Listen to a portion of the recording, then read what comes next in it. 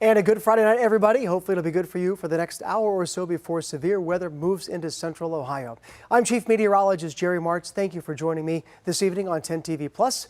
Talked about it all week long. 10 weather impact alert days. Yesterday's did not materialize because the atmosphere was kind of stable. Tonight is unstable, to say the least. And the other challenging problem with tonight's forecast is this severe weather after kind of a nice evening is going to move in after dark while you're trying to sleep in the first half of this Friday night. So be prepared. This is an opportunity for you and I to have a two-way conversation. At the bottom of the screen, you'll see our Facebook page, 10 TV, just general Facebook page.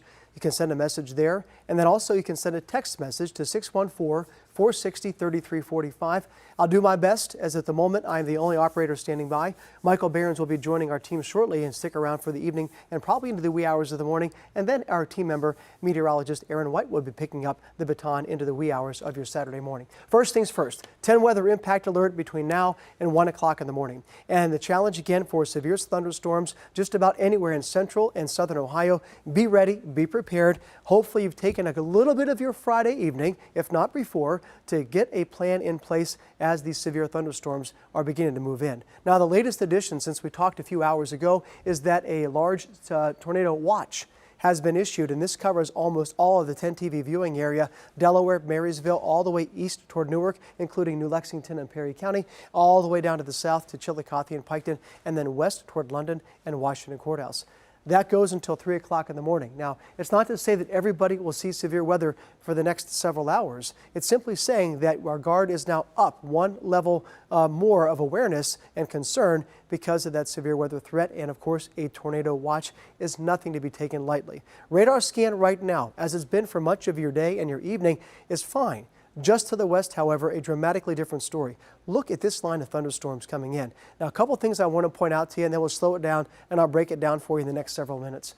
Notice this area, all these orange boxes are all severe thunderstorm warnings. Basically, what's telling even the armchair meteorologist at home, every single one of these storms has one, if not two or three components that elevate it to severe status. That's extremely heavy wind, over 60 miles an hour, in some cases up to 70, large hail, up to 1 inch or greater size, and also the possibility of a tornado. And those red boxes to the west, those are tornado warnings. So embedded within this line, as we talked about earlier today, this morning, and even yesterday, will be the possibility of some embedded tornadoes within this particular situation. So again, our guard is up. The impacts in a priority.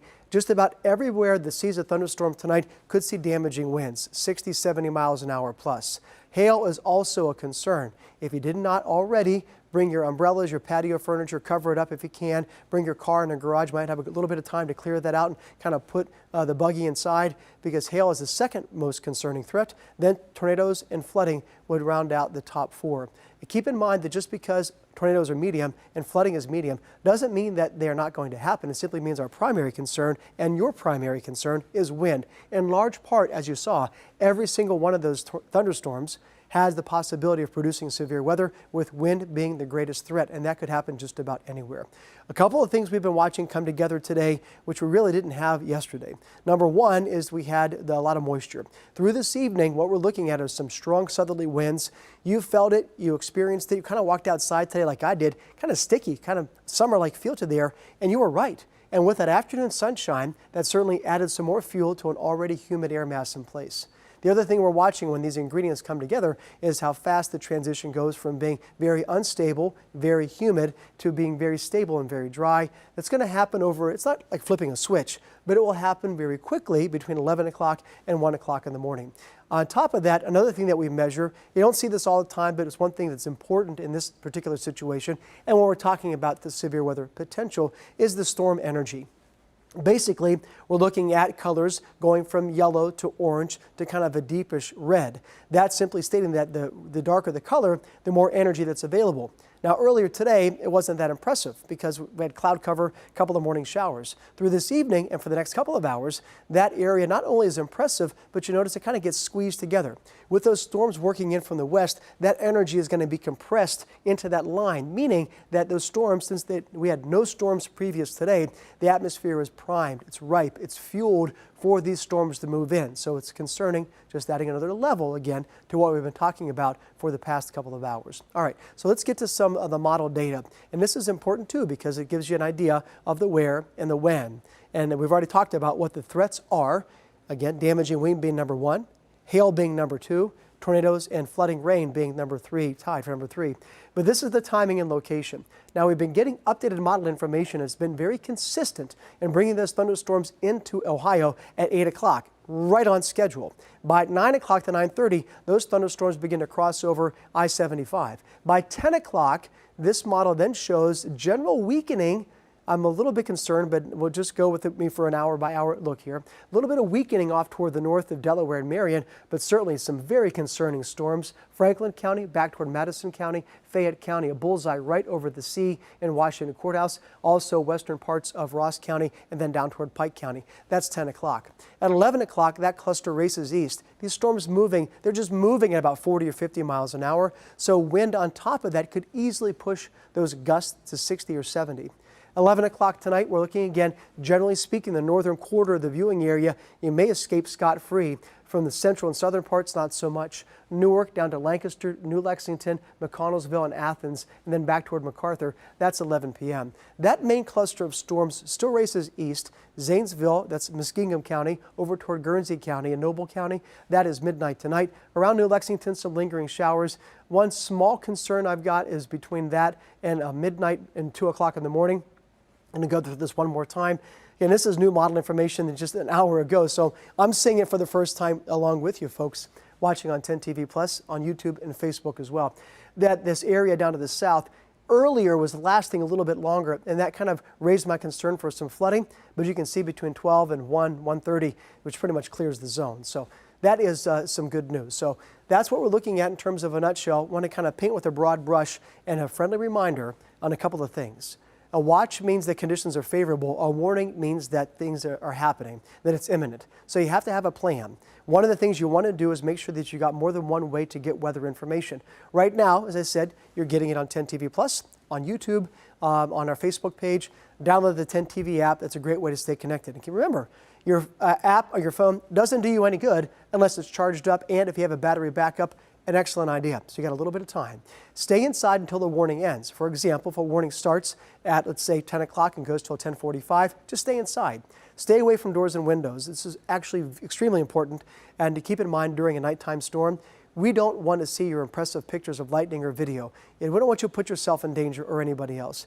And stay tuned and stay connected. And know where your friends and your family are and what they're doing. And it might not hurt. Maybe a family member, a loved one, maybe an elderly person, might not be watching 10 TV Plus or maybe as tech savvy as you are. Send them a message. Give them a heads up. Hey, we might have some really bad weather between now and 2 o'clock in the morning. Be ready and just kind of be a friend to some of those folks that might not have access to some of this technology that we're enjoying right now. So that's kind of painting with a broad brush and tune things down a little bit with the timing of the storms. I'm going to walk back over to the Weather Center and check out some of those questions that you have. And once again, a message on Facebook is a very simple way to get in touch with us. And also that phone number is 614-460-3345. And I could imagine a lot of those questions, we can leave that up just for a minute to give people a reminder while I get my bearings here and go through the model data. Just about everybody is asking about their particular location. So what I'm going to do is I'm going to look at the current radar scan. I'm going to put a short-term track on the storms, and then I'm going to walk through the storms hour by hour. And if I don't call you out by name or out by your town, it doesn't mean I'm not seeing you, but there's dozens of these things coming in right now. I just possibly can't get to all of them. So I'm going to paint with a pretty broad brush, but then walk through it very slowly. All right. So the radar scan that we're looking at does show the activity again just to the west of our central Ohio. And that means that the storms have maintained their integrity and strength, and they are moving in, and they are not weakening. And that's concerning, again, because these storms are happening overnight. So we're going to move this scan just a little bit to the left, a little bit to the west, I should say. We're going to take off some of the lightning and just basically look at a simplified version of this line of storms coming in. Generally, again, and this is with a big picture look right now, these storms, I'm going to put them moving at 50 miles an hour to give ourselves a little bit of lead time here. And I'm going to draw just a huge squall line from north to south as these storms are moving through. So if I do that and move them at about 50 miles an hour, generally just north of east.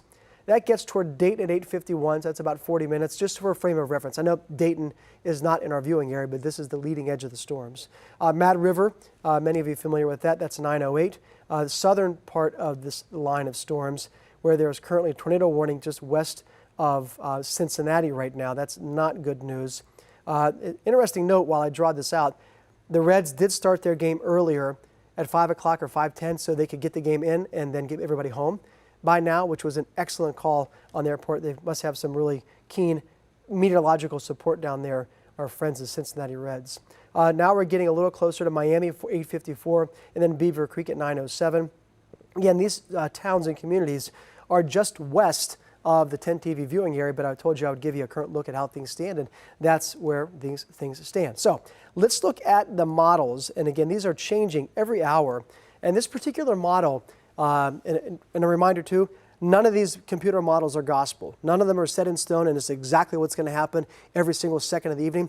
What they are is guidance. They're computer-generated guidance that we as a meteorologist will do our best to interpret and share with you kind of the blend. A little bit of human intelligence, some computer model intelligence, and hopefully that is what you need to make a good decision and keep you and your family safe. So let's take this full screen if we can, and then we're going to walk through this latest model, still keeping things reasonably dry at 9 o'clock. By the time we get to 10 o'clock, and this model, even though I like it, it only steps through every hour. So we're missing those in-between half-hour segments, but I think it's still going to provide some valuable content and context as to what we're looking at tonight. So basically, we're looking at some key towns. I'm going to call them out, kind of like I'm calling a storm track bingo tonight, unfortunately. Marysville, this would be at 10 o'clock. I'm going to back up one step and then just move it at 9:30 to 10 o'clock. Delaware, we're over toward Hilliard, Dublin, Columbus, London, Plain City, Marysville, Washington Courthouse. Then we're over toward Orient, northwest parts of Pickaway County, and then southwestern parts of Pickaway County, western half of Ross County, that's west of Chillicothe, over toward Waverly, and then down toward Piketon. That's the snapshot at 10 o'clock. So those are the communities. If you are northwest of that, Kenton, Marion, Bucyrus, I think you're not totally out of the woods. I think your chance for seeing severe weather is low, but still be weather aware and stay vigilant. Let's get to 11 o'clock. This storm's race east. Even though we're seeing some showers back in London and Fayette County, those are just plain showers, more than likely not severe storms. However, I'm concerned about Newark, I'm concerned about Baltimore, I'm concerned about Pickerington, Lancaster, New Lexington and Perry County, McConnellsville and Morgan County, down toward Logan, Hocking Hills, and then south over toward Jackson. That's 11 o'clock. Next time step through is midnight. That rockets the storms out of here. So east of Zanesville over toward Cambridge and Caldwell, around Athens, New Lexington. A lingering shower or storm is possible, but I think the first round of storms more than likely is going to be the strong and severest area of those storms. So make the screen bigger. I hear you, Amanda. I've got my trifocal glasses on, and it's a challenge for everybody, but hopefully what we just did helps you see what we're talking about in terms of timing these storms out. So let's go to some of the questions here and look at, again, that phone number, excuse me, 614-460-3345. And if you don't mind, just taking this particular radar, take the radar full screen for a second.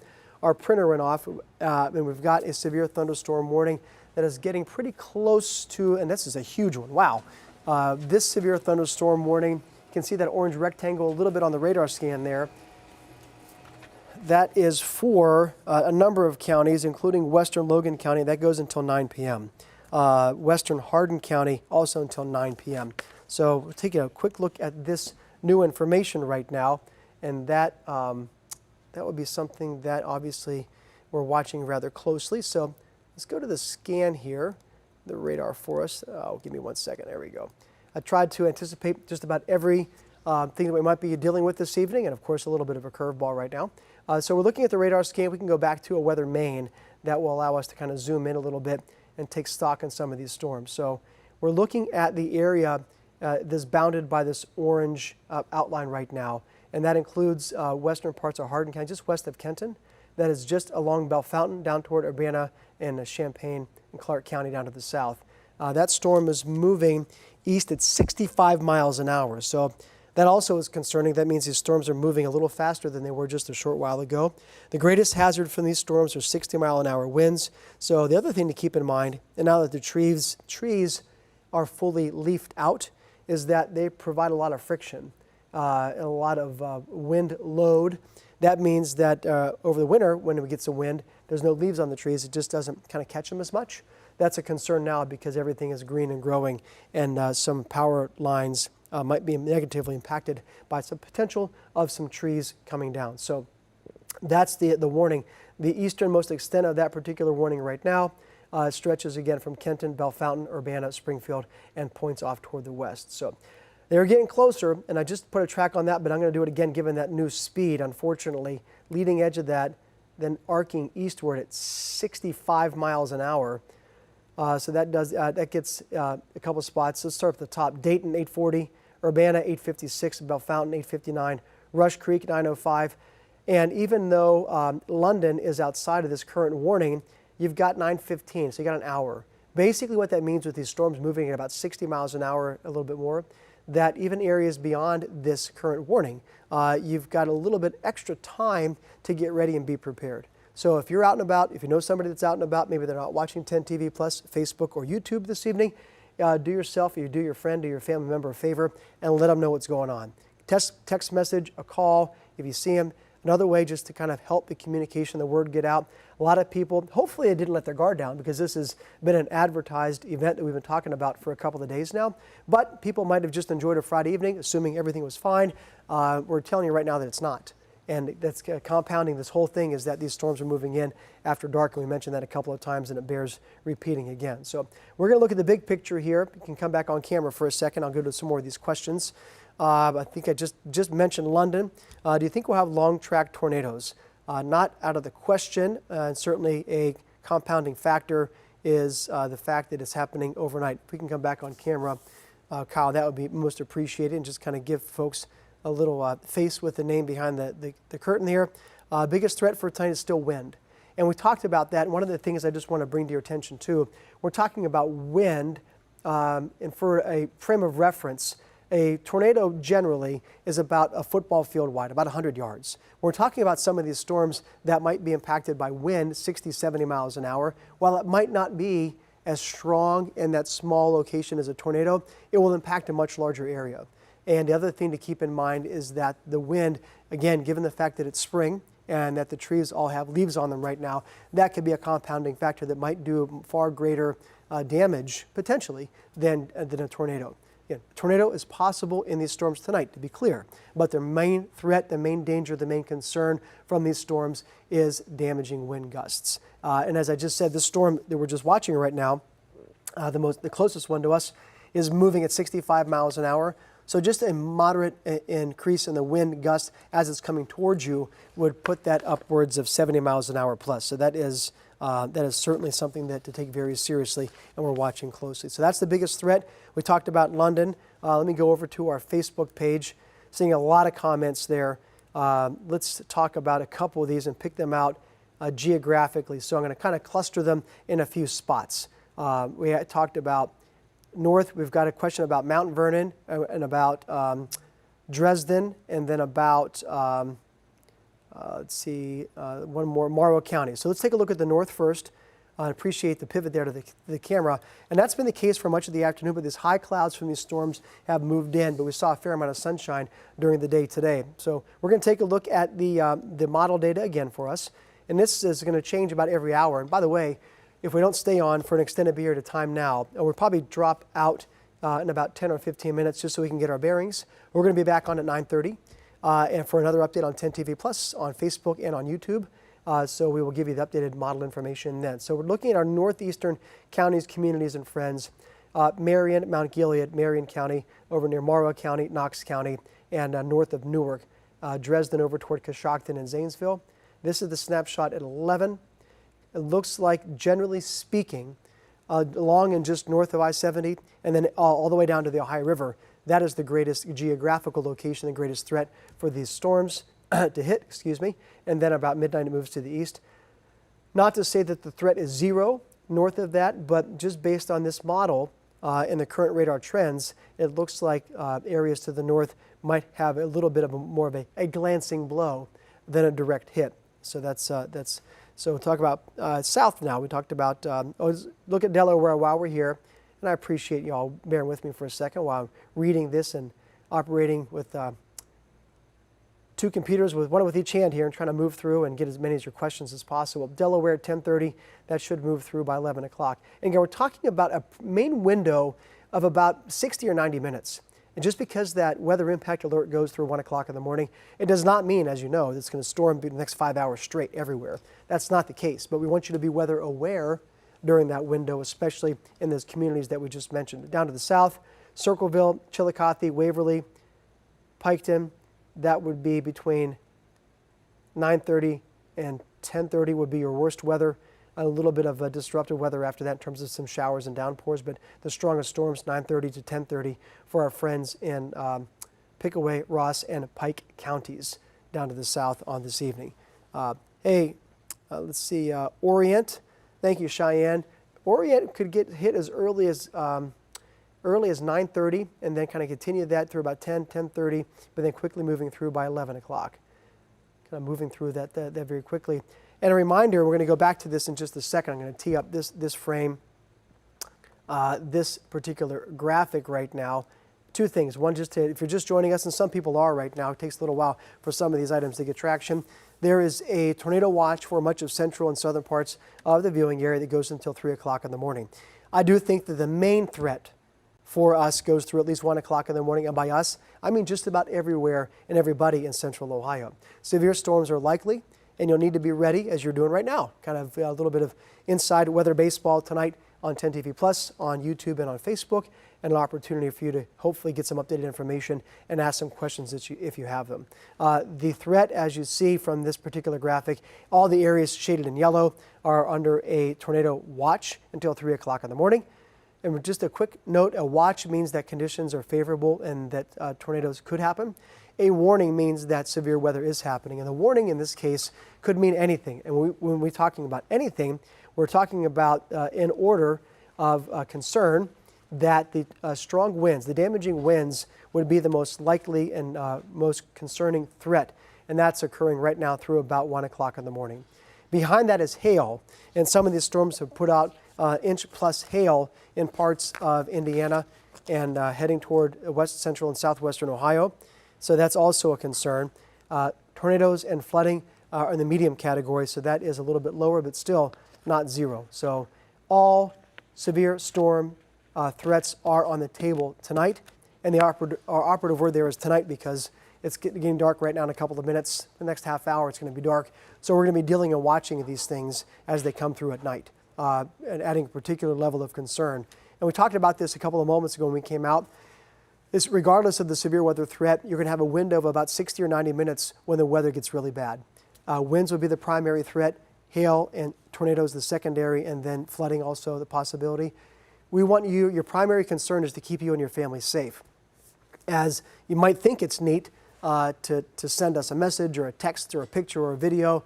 We don't want that information. So Michael Barron's just joining us in real time. Hello, Michael. We're looking at the possibility then of the severe weather at night. We want you to keep you and your family safe. Number one priority for you as we go through this next several hours together is that your priority is yourself, your family, your pets, and we kind of bracket into hopefully it's something that's catchy enough for you to remember. Your pets, your people, and your pharmaceuticals, and of course yourself. You kind of know where those things are, know where your people are. If you've got a loved one that might be at work or they might not be paying attention right now, give them a call, send them a message, just get in touch with them. Hey, we're going to get some bad weather coming in the next couple of hours.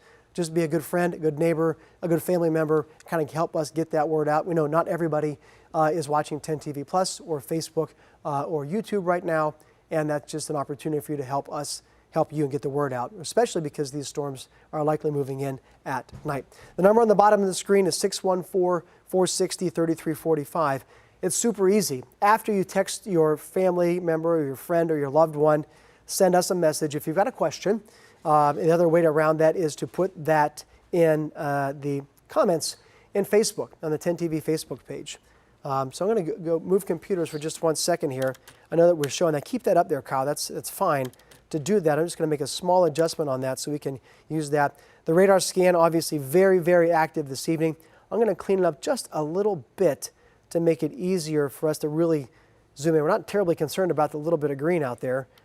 We do want to see some spots that have a obviously much more colorized in the sense that where we're seeing the yellows and the oranges, oh no, that lightning out to the west, that is most concerning to us. So that's what we're watching right now. So that, I'm going to move this scan just a little bit to the west and capture some of those cells as they move in. So that's fine to kind of let that go. And you can see just in that frame right there, and we're looking at 248 lightning flashes. That's just from that what we're seeing in that particular line of thunderstorms. And that's like kind of an instantaneous measurement of what those cells are capable of. Lightning is possible with any thunderstorm, and that is not to be dismissed to a non-threat. But what we're really looking at when we talked about a lot of those is the main threat being the damaging winds and the hail. So that's a look at the current radar scan for you right there. Take a look at some of these questions coming back in. Excuse me, Fayette County, what time will it hit Ashley? A lot of these, Mechanicsburg, Miamisburg, Mount Gilead, Wheaton Stewart. What about Columbus, Wanda, Bucyrus, Patty? Thank you, you're welcome. Hayden, Grove City, Orient, Mount Gilead, just got on there, Hilliard, Logan, Ohio. So rather than me go through and call all of these out, Licking County, Utica, southeast and up north, Fayette County. So I hear you. I understand what you're saying as you're concerned, and as I would be if I were you. What's going to happen to me where I live, and when is it going to happen? So let's go back to that model for a second, and we'll look at that. We can go back to Weather Maine. That would be helpful in kind of looking for some of these storms and timing them out for us, Kyle. We'll get to the right graphic here. Just give me a second. Appreciate you joining us this evening on a special edition of 10 TV Plus, and of course on Facebook and on YouTube. So here's what we're looking at. This model is the most recent one, just a little more than an hour old. So we'll pace a little bit. This model also initialized means it captured the ongoing storms to our west pretty well earlier today, and that lends a little more credibility to us moving through this evening with a bit more confidence. There's 10 o'clock. So 9:30, Kenton, Bellefontaine. And remember that severe thunderstorm warning is already in effect for western parts of Hardin County and Logan County. That goes until 9 o'clock tonight.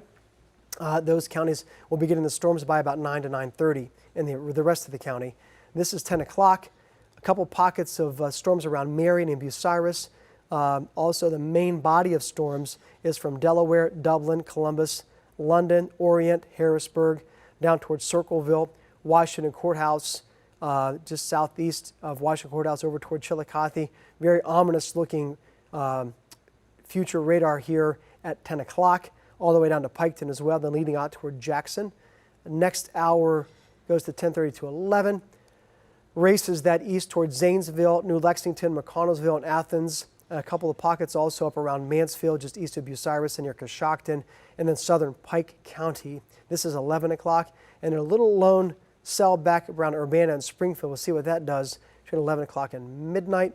We're going to move it there, and that seems to fade away and move pretty quick. So 11 o'clock to midnight to 1 o'clock in the morning, we look to be improving our situation considerably, but that simply means that there's going to be a rough couple of hours in between as we go through 9 o'clock to midnight tonight across mainly central and southern Ohio. So that's the latest timing. Hopefully I went through slow enough that I captured and mentioned several of your names of the counties and the communities out there. We're going to wrap things up in about a minute. We are going to be back at 9:30 in an hour.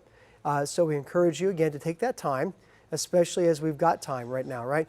So an opportunity to charge your cell phones, contact your friends and neighbors and loved one, have a severe weather plan in place. It's not complicated. What are you going to do if a severe thunderstorm warning or a tornado warning is issued for where you live? You want to go to an interior room. You want to stay away from windows.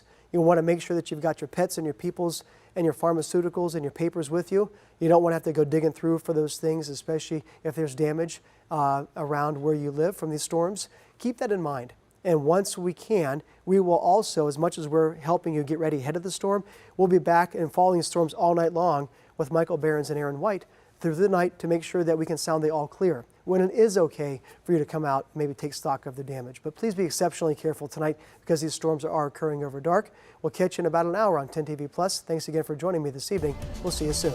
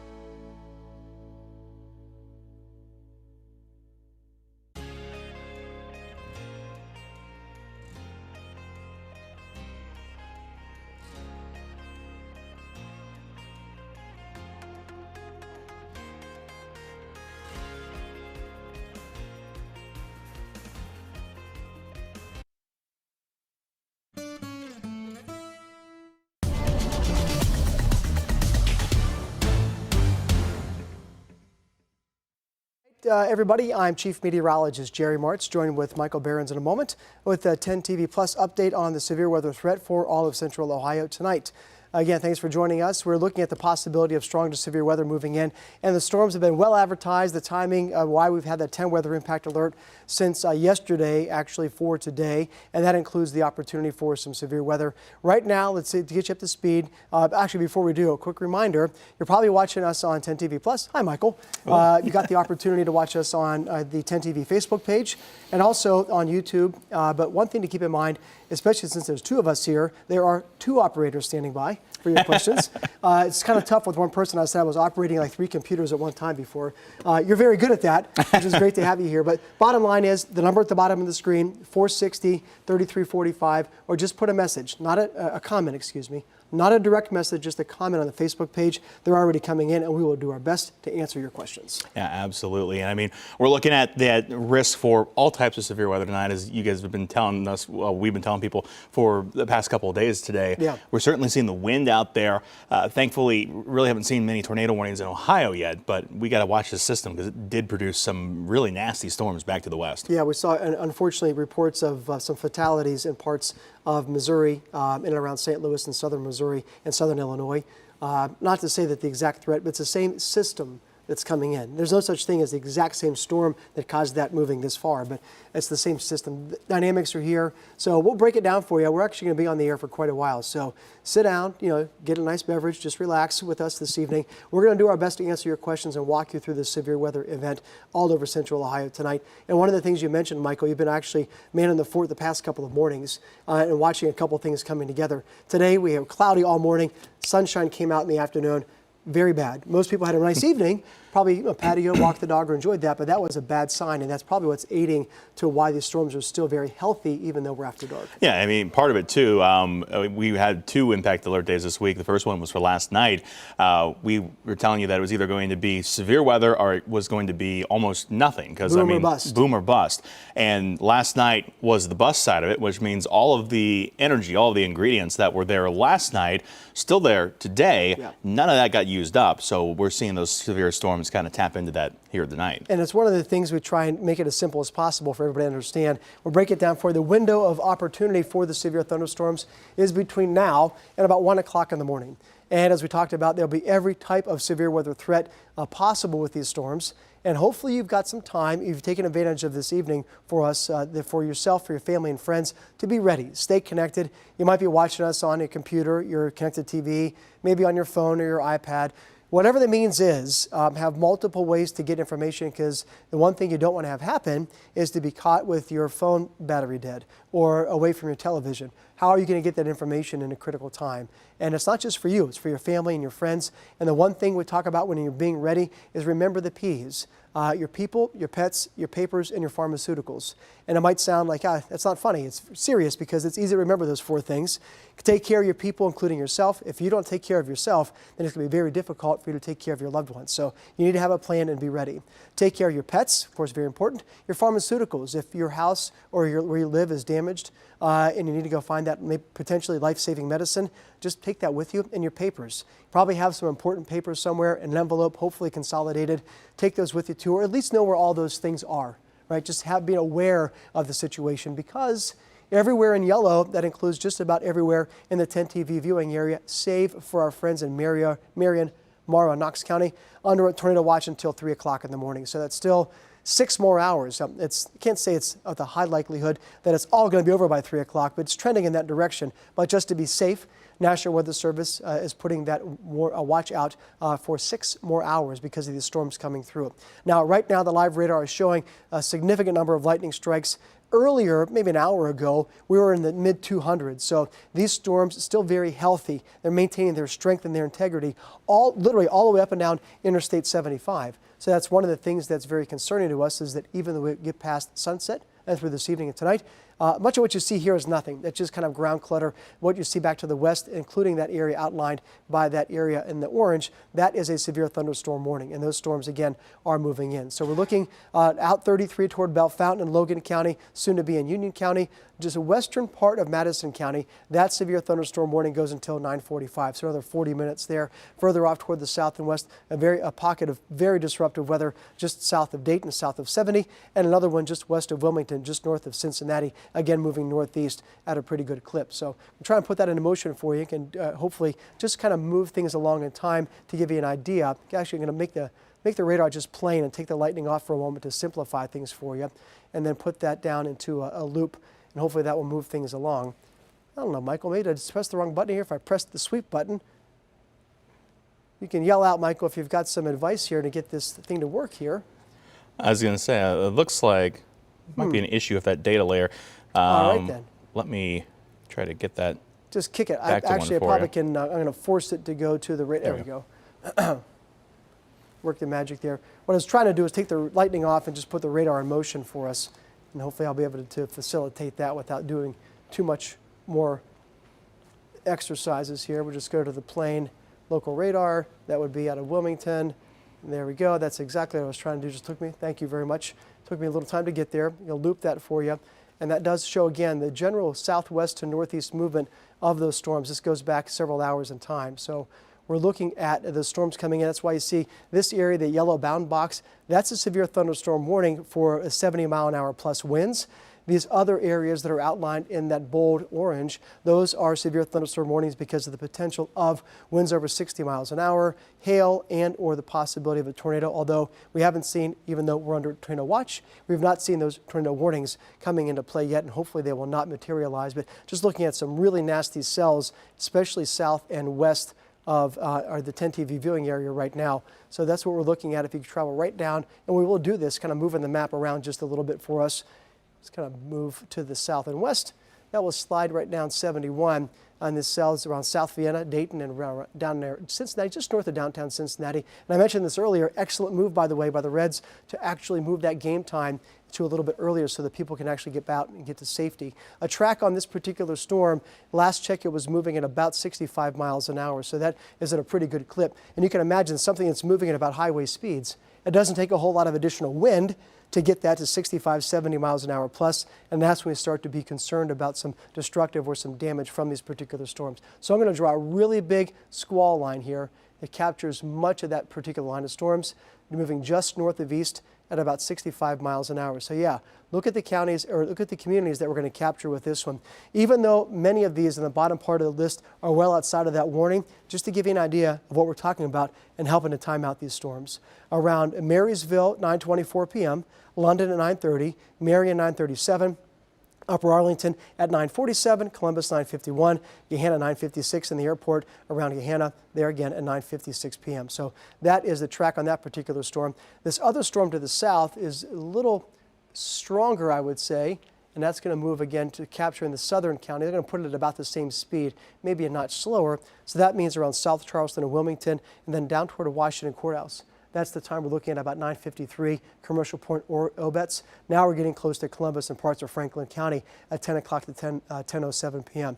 So if any indication these storms continue their current track, that's something that we're looking at and watching. The one thing I wanted to zoom out and show you is that behind this particular line of storms, that there are a couple of other ones. Now, it's not always a guarantee when we're looking at storms in general. I wanted to zoom out there. Just give me a second, please. We're not talking about storms that would immediately move through and then begin to weaken. Well, I'll show you that in a second. We do have another severe thunderstorm warning here. We'll go to that first and then show you what's happening back to the west in Indiana.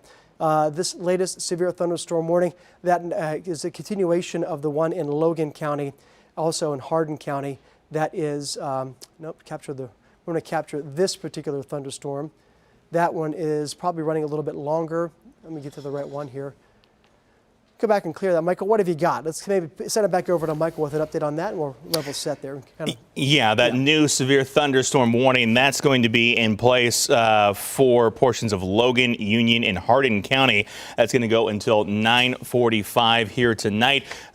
We'll get that latest information up on your screen there. Again, until 9:45. We can see that view here on Max 2 for those counties under that severe thunderstorm warning. Again, goes till 9:45 here this evening. That's where we see a risk for wind speeds over 60 miles per hour and 3/4 inch hail. If we can switch to Max 2 to show that latest storm. Again, that warning just issued for portions of Hardin, Logan, and Union counties until 9:45 tonight. Wind, the primary risk that we're seeing, though some small hail could also be possible inside of that storm as it continues to develop here tonight, Jerry. Thanks for bringing that up to speed. For some reason, I clicked on the warning just to the south of that was already in effect for Logan County. So takeaway on the short term, Michael, is that the storms are moving at a pretty good clip.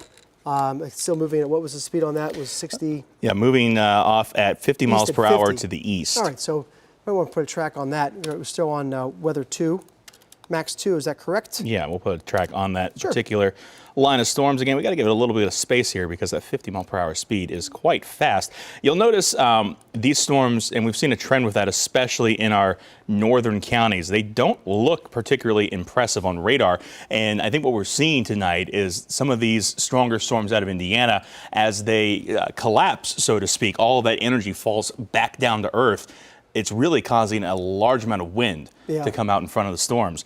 And this guy's going to be moving quickly. It's going to be in Kenton here in about 9 minutes, into Greencamp at 9:39, Marion at 9:48, and over toward the Caledonia area by 9:59. So one of the things also we talked about, an analogy sometimes we use is everybody has had, a can of paint, right? If you spill that can of paint, it hits the ground, it kind of spreads out rather quickly. So think of that, the thunderstorm is holding a lot of weight and a lot of energy. As the rain and the hail falls from that storm, it kind of drags that air down to the surface and kind of hits the surface and then spreads out quickly, and that can cause some of those winds. You mentioned that storm kind of collapsing. In one regard, that might be a positive sign, and then a collapsing thunderstorm, while it will be very windy, and could be somewhat dangerous, it means that particular storm might be on its weakening trend. Yeah, which is good news for other threats inside the storm. Hail, tornadoes, those type of threats would go down with a collapsing type thunderstorm, but the wind and the rain could be quite heavy inside these types of storms. I want to take a peek inside and just see if we do see any kind of hail potential up in Hardin County there. Maybe some small hail pea-size to the west of Kenton.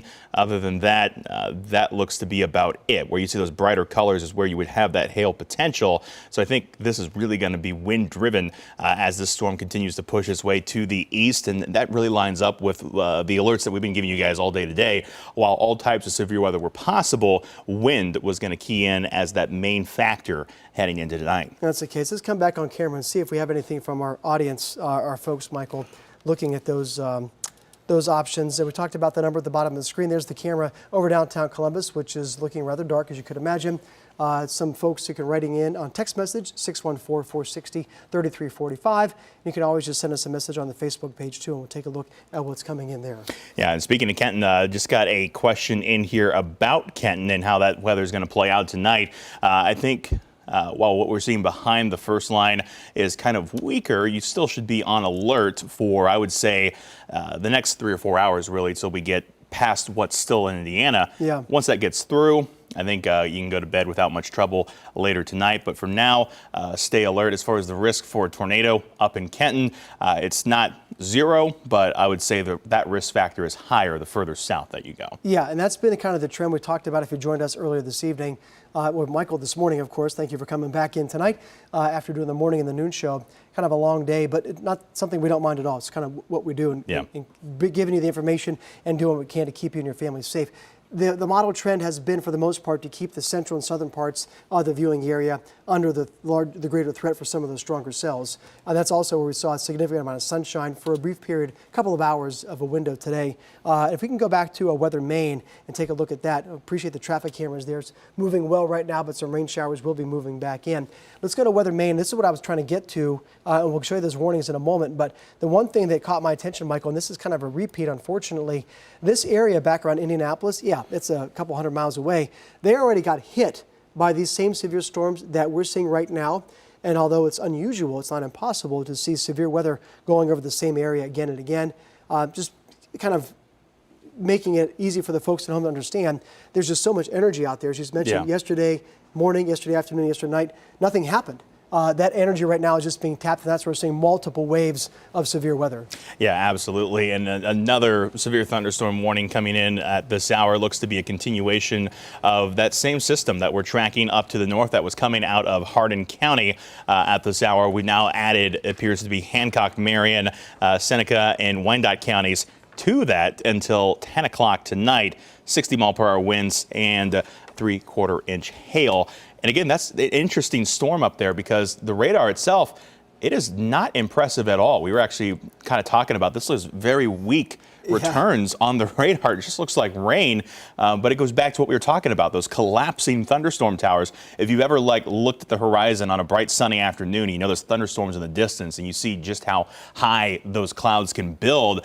When all of that comes back down, it's prone to produce really strong winds. Yeah, another thing to keep in mind, and maybe this helps drive home that analogy, a thunderstorm contains thousands and thousands of tons of water.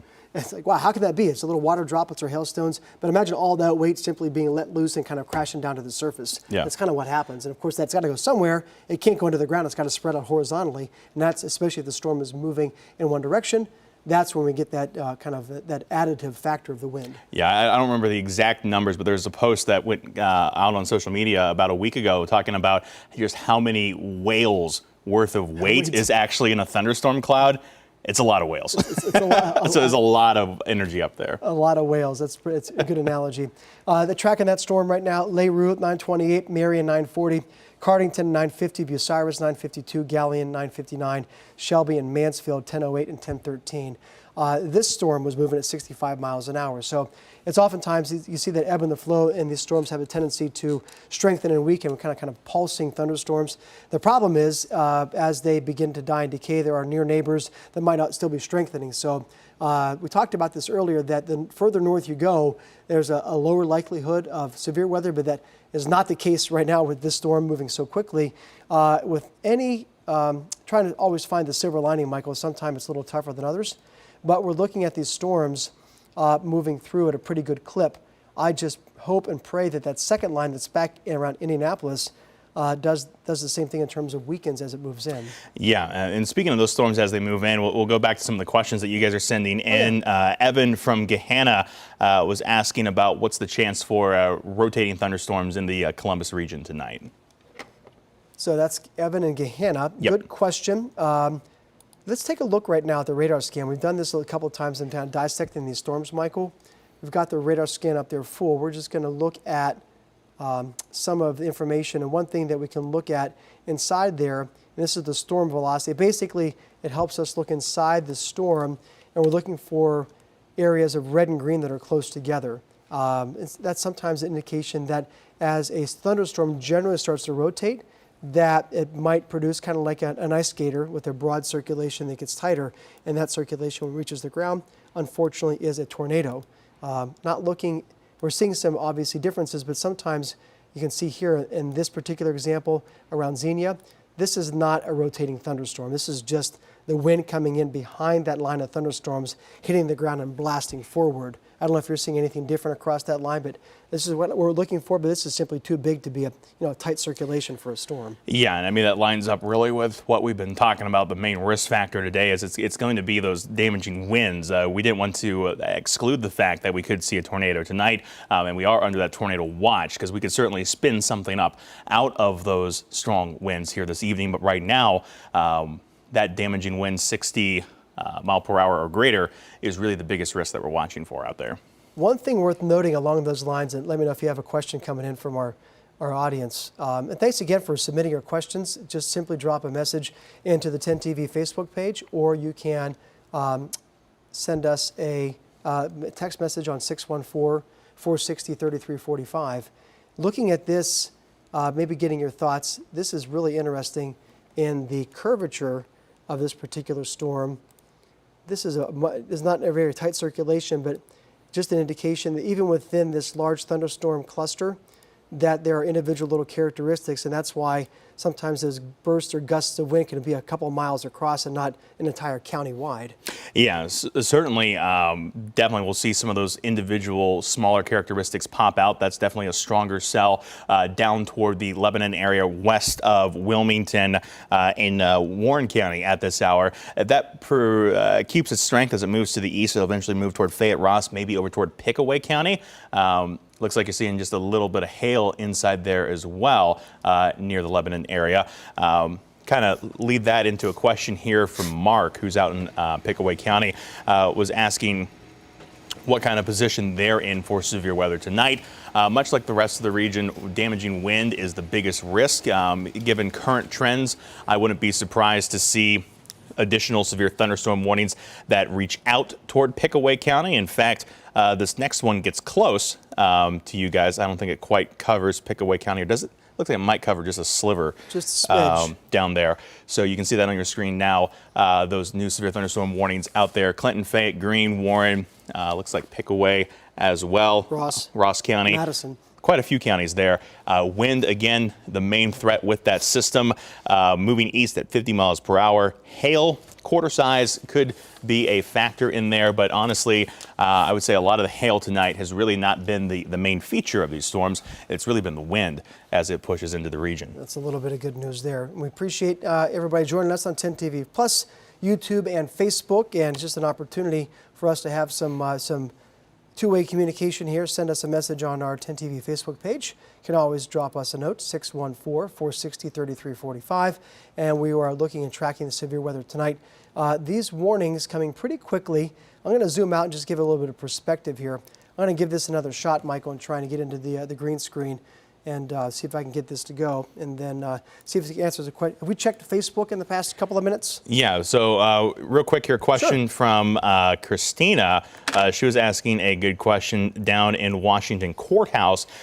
She lives in a mobile home there. I was wondering what time she should adjust things in order to get from the mobile home to a place of shelter. You guys just went under that newest severe thunderstorm warning related to those winds. I would say now is a good time for you guys in Washington Courthouse. If you are in a mobile home and you have a place of shelter to get to, I would go ahead and make that trip now while the rain's not too heavy and before those stronger storms get toward your way. So hopefully that answers your question there, Christina. No, I appreciate that. So we'll do our best to answer your questions, and by that I mean everybody wants to know what's going to happen where I live and when. And as more importantly, or as important, I should say, Michael, is a lot of times we forget because we're in the heat of the moment. But when is it okay? When can you sleep comfortably? Right? When can you open those windows up and let the air cool down? And when can you go to sleep knowing that the threat is over? For many of you, that will be between 11 o'clock and 1 o'clock. For some of you, that might be a little bit longer, and for us, that means we're going to stay here and man the fort as long as we absolutely need to be. But that's why we have that 10 weather impact alert for what's happening right now. Generally speaking, the window is still between now and about 1 o'clock in the morning, so keep that in mind. Even though it's 9:30, we're going to go on until 11 o'clock on 10 TV Plus and just kind of keep you up to speed here. But anything can happen in the next hour or two, and that's why we're going to stay on top of it and keep you weather aware.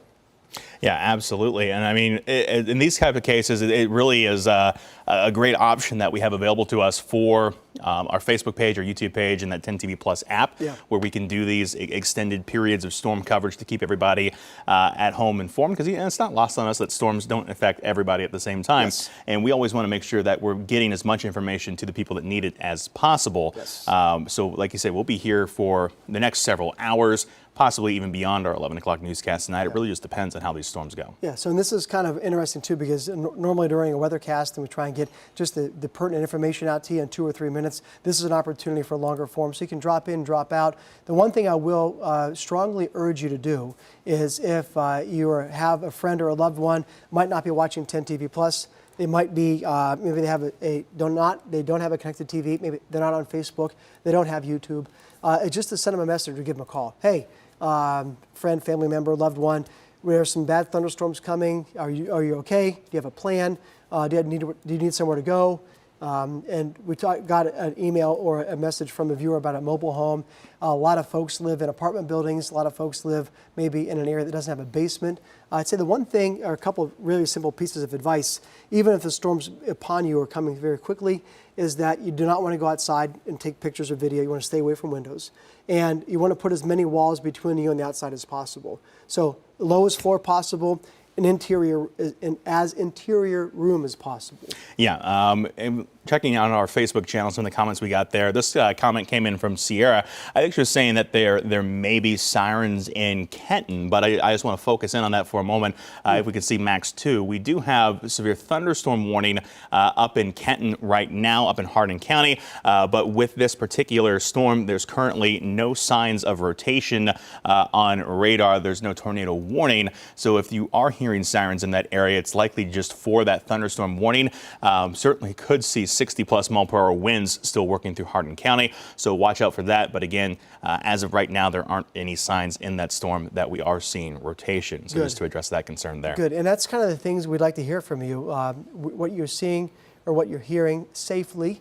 Again, we don't want pictures and video. We never want you to put yourself in harm's way to get us or communicate to us or send us a picture or video. But if you can send us a text message to what you're experiencing, or if you have questions, that's a great way to do it. That phone number is very easy to remember. We'll tell it to you again. 614-460-3345, and just drop us a message. We get a lot of those. It's cool to see on the Facebook page too. You see these old, thumbs up bubbles or smiley face or mad face emojis, depending exactly on how you feel. Not to make light of the situation, but one of the things we talked about earlier was the wind is the primary danger from these storms. And it's a lot different than we're talking about severe weather in February and March, Michael, because all the trees have leaves. I got pictures from a friend of mine who is in St. Louis, and they suspect, he just texted me a moment ago, that that was possibly an EF2 or 3 storm that went through there. And part of the problem was, and he showed me that all the trees that were felled in and around his house all were fully in leaf. That just adds to the wind load. So if you think about the potential now with trees, and a lot of the power crews do a great job in trying to clean things up, but they can't be everywhere all the time. So that's probably a main concern, is that the possible power outages, which leads us to another point to remember, especially if the power's out, do not go outside. Yeah. Another thing to address here as we see a new thunderstorm warning coming out right now. This one does include Columbus and Delaware County, Franklin County, several large areas here across the region, large thunderstorm warning. Delaware, Franklin, Madison, Union counties under that warning until 10:30 tonight. Winds, again, the main threat that we're seeing here with this system, 60 mile per hour plus winds, including what could be 3/4 inch diameter hail as that storm pushes in. This storm moving east also at 50 miles per hour. So again, these storms just continue to race their way across central Ohio. I'll do my best to sort of match the curves of that sort of wavy thunderstorm as it pushes its way toward Columbus. This will be into Leesburg here pretty much now. West Jefferson 9:34, Delaware at 9:41, Columbus proper at 9:52, Upper Arlington 9:48, Pickerington 10:07, Pataskala 10:13, and Buckeye Lake at 10:24. This also plays into a couple questions that we're seeing in the Facebook chat about when these storms will get here. And again, that kind of gives you the timeline as for when those will make their way toward us here in Franklin County here tonight. So we'll be watching those storms closely as they do. Again, bringing that wind threat. I've lost the comment for now, but I wanted to address someone that said their anxiety levels with the storms. I know we get a lot of folks out there with storm anxiety or storm fears as these storms move in tonight. Basically, what you want to do is just be informed, and you're doing part of that right now by watching this coverage as it pushes your way. We'll let you know what the threats are and when they're going to head your way. Right now, it's been wind. It's not to say we can't see a tornado tonight, but we were trying to highlight all day that wind is going to be that highest risk factor here tonight. Yeah, and that's one of the things we talked about too, and we'll mention it again, is that when we talk about a tornado, is that normally a tornado's width is on the magnitude of 50, 100 yards, maybe a little bit greater.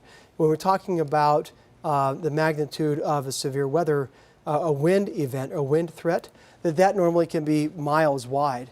So if I'm going to go back to Weather Maine right now, we can take a look at some of those storms. Really, that 10 weather impact alert again, just kind of bringing you up to speed. We've been on for a while. We're going to be on for a while. There's no need to rush through this. Kind of let the situation air out a little bit and take its time in developing and moving through. Michael and I are going to be here answering your questions and keeping on top of the weather. And it's something we're dedicated and committed to doing. And number one priority for us is to keep you and your family safe. And as we've been talking about this 10 weather impact alert for a couple of days now, going through at least midnight tonight and just reiterating kind of, again, be ready. Make sure your cell phones are charged. I got mine charging over there right now. For some reason, at events like this, it just drains the battery like crazy. Make sure if you have one, a battery backup is charged. The smart TV, you're probably watching us, but an iPad or a computer, you can watch us on Facebook Live or on YouTube TV. So your connected TV device is always a great way, but just have more than one way to stay connected. That's really important. Hopefully you've taken some time earlier this week, yesterday or today, to take advantage of some advice. So live radar right now is showing again that huge area that bounded by the orange. That is severe thunderstorm warning. So we're going to break it down for you now and just kind of walk through some of those warnings and go time by time. If we can kind of initiate that. I just want to look at areas that are under the severe thunderstorm warning. So we're going to go down to the map for you, kind of zoom that in a little bit to some of those spots, starting off toward the north and then going southward. These particular thunderstorm warnings around Marion for the cells. And as Michael mentioned earlier, we certainly, for appearance sake, are not terribly concerned about those cells, but sometimes what happens is a significantly severe thunderstorm will literally collapse. So just imagine the weight of all that thunderstorm hitting the ground and then that wind gushing and spreading out. That is why we would see in that situation that significant severe wind gust. Right now, just a severe thunderstorm bounded toward Waldo, Marion, and Morrill, just around Leroux, just east of Mount Victory and north of Richwood, and that is moving east toward Radnor. Let's move right down the line then, just kind of getting in to some of the smaller areas of central Ohio, right now just northwest of Columbus. We're seeing a lot more in the way of lightning around Ostrander, around Marysville, possibly some hail and certainly some gusty winds. This storm is moving east, I believe, about 50 miles an hour. So Radnor, Delaware, Powell, Ostrander immediately, those other three communities in the next 15 to 20 minutes, and then toward Sunbury and Galena, Westerville, headed over toward Polaris. That is between now and about 10 o'clock p.m. Further off toward the south, there's Plain City, Dublin, and there's Powell again, down toward Prairie Township. This area right now is just seeing some downpours and winds, but to your west, you're probably seeing a lot of that lightning and probably hearing some of the wind as well. Just go inside. Watch us, of course. Go inside, seek shelter, stay away from windows and outdoors until these storms have passed by. This last warning does include Columbus. That goes, is that till 10:30, Michael? Till 10:30, yes. Till 10:30, yeah, that's till 10:30. So right now we're seeing just some green around Columbus, New Albany, Gahanna, Groveport, and Grove City. Storm is to your west around West Jefferson. This is your opportunity to get inside if you're not already, or seek shelter, stay away from windows and doors and everything else. Just get inside and hunker down. Soon to be in Hilliard and then down around Commercial Point and Orient. The storm further off to the south and west, we're now capturing that around Jeffersonville near the outlets. There's Washington Courthouse, central and southern parts of Fayette County. A lot of lightning flashes right now and some very active weather, more than likely some small hail. Although it's worth noting that these storms, for the most part, have been gusty wind producers and not necessarily prolific hail producers. And that's fine. But just to know of those thunderstorm threats, that seems to be following along the playbook, Michael, and that these severe thunderstorms are mainly just ones that have been for wind. And in fact, this one right here, I just noticed that has a yellow. Is that new? I was going to say, I just noticed that same addition down there as well. Not a new warning, but that has been upgraded to reflect 70+ mile per hour wind threat along that southern warning. That's that one that was issued not long ago, heading toward portions of Pickaway, Ross County, Fayette County, all under that warning as it heads your way. And what was the speed on that, Michael, as I hover in place there? That particular storm is moving off to the east at 50 miles per hour. All right. So hail up to 1.25 as well, so a little over an inch. Inch and a half hail, that's huge, and 70-mile-an-hour plus winds. That's the combination which we didn't want to see, which we're dealing with right now. So the communities and counties that we're looking at, certainly as we get into parts of Fayette County, we're looking at southwestern parts of Pickaway County, northwestern Ross County. Sabina, 937, Washington Courthouse, 947, New Holland, Williamsport, 958 and 1006, Asheville, Circleville, 1013, 1017, Clear Creek and Amanda. Even though some of those areas are beyond the scope of that storm, these warnings have continued for hundreds of miles, so there's no reason to think that they're not going to continue either, even outside of that particular yellow bounded area with that destructive thunderstorm warning. I was going to say, and just to loop our, I guess, audience here on digital into some inside baseball, do we want to at least briefly add our TV partners to that update with that warning, or what are you thinking with that, Jerry? That's not a bad idea because it is getting closer to our metro counties. So that appreciate you verbalizing that. Is that just something new information that we're capturing right now as we are watching? Not a bad idea to do that, as you can clearly see that does start to get closer to the southern parts of Madison County and then into Pickaway County.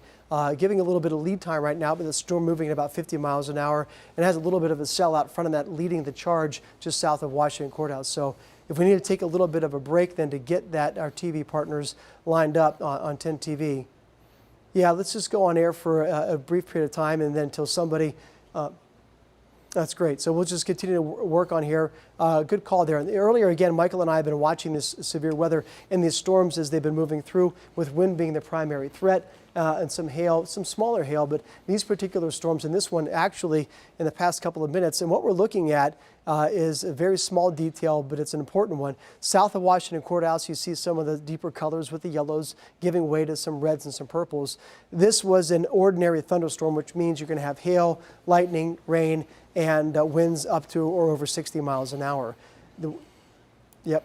So we're going to take a quick break from our coverage here on 10 TV Plus. I'm going to step out for a second, and then we're going to join our friends on 10 TV and then continue to give them an update as well.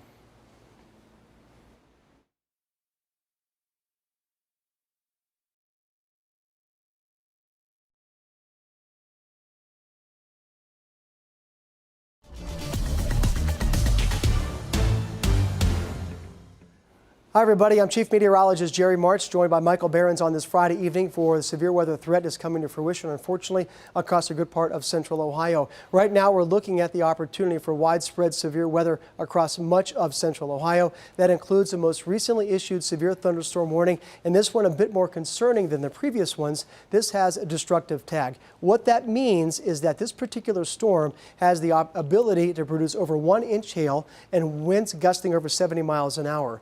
We are looking at a lot of thunderstorms this evening and tonight, all the way from Cincinnati right up 71, all the way up toward the northern parts of our viewing area. But this is the one that's getting our attention right now. You do see this yellow outline. That is catching our attention, and that's why we're breaking into coverage right now. This is a significant severe thunderstorm warning. National Weather Service calling it a destructive tag because of that combination and the possibility of hail at 1 inch, 1¼ inch size or greater, 1½ inch, excuse me. That's large hail, and winds 70 miles an hour. So I'm going to do a couple of things here in tracking two parts of this particular storm for you. One just being the leading edge in this particularly nasty cell moving east at about 50 miles an hour. So this means that this storm, if it continues its trajectory and path, is going to be around Rock Mills and Ross County between now and 10:07, soon to be in Circleville and Clear Creek 10:14 and 10:24, and then outracing the edge of that warning, but just giving you a heads up. If you're in Ross County or in southeastern parts and central parts of Pickaway County, be on the lookout for this particular storm. Then I'm going to do another scan and track the back edge of this particular storm. You can hear the lightning right now, the thunder, I should say. We're going to get to that in a second and get right to that particular destructive storm. Is that a different one? Yeah, that's actually inside the parent thunderstorm warning. Yeah. This particular one, I do believe they were saying the National Weather Service, they had at least one scan of 75 plus miles per hour. That new warning that just came out inside of there. Let me see if I can switch your view here to that inside thunderstorm warning. 80 mile per hour now, what they're tagging that particular warning with. This might be kind of hard to actually get that new information on because it's kind of nested within the parent thunderstorm there.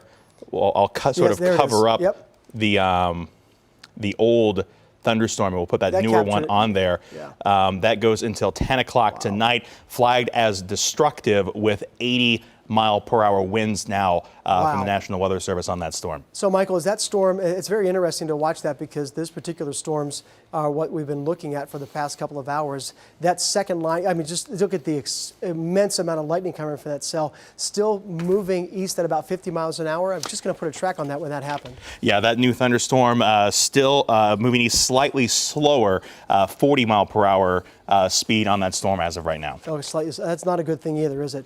As we look at the opportunity. Am I in magic track mode or play mode there? If you can kick me back in there for a second. There you go. Oh, thank you very much. So we're going to zoom into that right now. now, the back half of that particular thunderstorm, and that is where we're looking at that just nasty, just for appearance sake, and that's where we're looking at that destructive tag being placed on this particular storm. Winds up to 80 miles an hour from that cell, moving east at about 40 miles an hour, and up to 1¼ inch hail. So we're going to put a track on that for you, and these are the folks that I'm really concerned about right now. That is just for southwest of Wilmington, and then dropping back down to near Harlan, and then moving east at about 40 miles an hour. So that captures areas around Vernon and Wilmington between now 9:53, Lees Creek, and then Washington Courthouse, unfortunately, around 10:15 to 10:18, and then New Holland at 10:32. And it's worth mentioning that even though this area only extends for a few miles into parts of Ross and Pickaway County, I would fully expect, unfortunately, that that cell will continue to move east as the rest of these thunderstorms have done earlier this evening. So that's something that we're watching very closely, and that's really a concern of ours right now as we watch these particular thunderstorms evolve and develop. A little more some perspective for you. Marysville all the way down toward London, Midway, and then just south and west of Washington Courthouse. You see all the green and, of course, those yellow and orange areas beneath the thunderstorm warnings.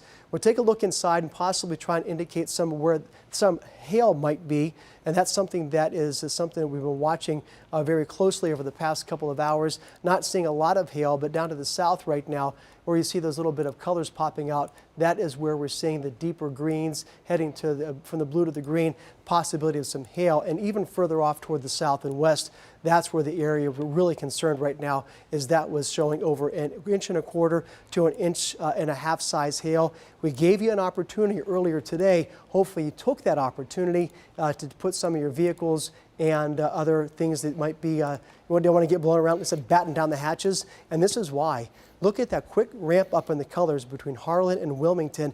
That is a hail core inside that particular thunderstorm. We've seen a few of these further off toward the west, but nothing so far this evening quite this strong or severe in central Ohio. And unfortunately, that is where that deep red is showing up right now in this particular storm, moving east at about 40 miles an hour. Michael? Yeah, and this particular thunderstorm right now moving directly over the National Weather Service office in Wilmington. So the wind measurements from the radar about as good as you could ever get out of a Doppler radar. And again, they are showing at least 75+ mile-per-hour winds. So this is certainly going to be a dangerous storm that's working its way toward the 10 TV viewing area right now. And again, those 70+ mile-per-hour winds inside that warning as a whole further to the south. So we're going to be watching this carefully as these storms continue to push into the region.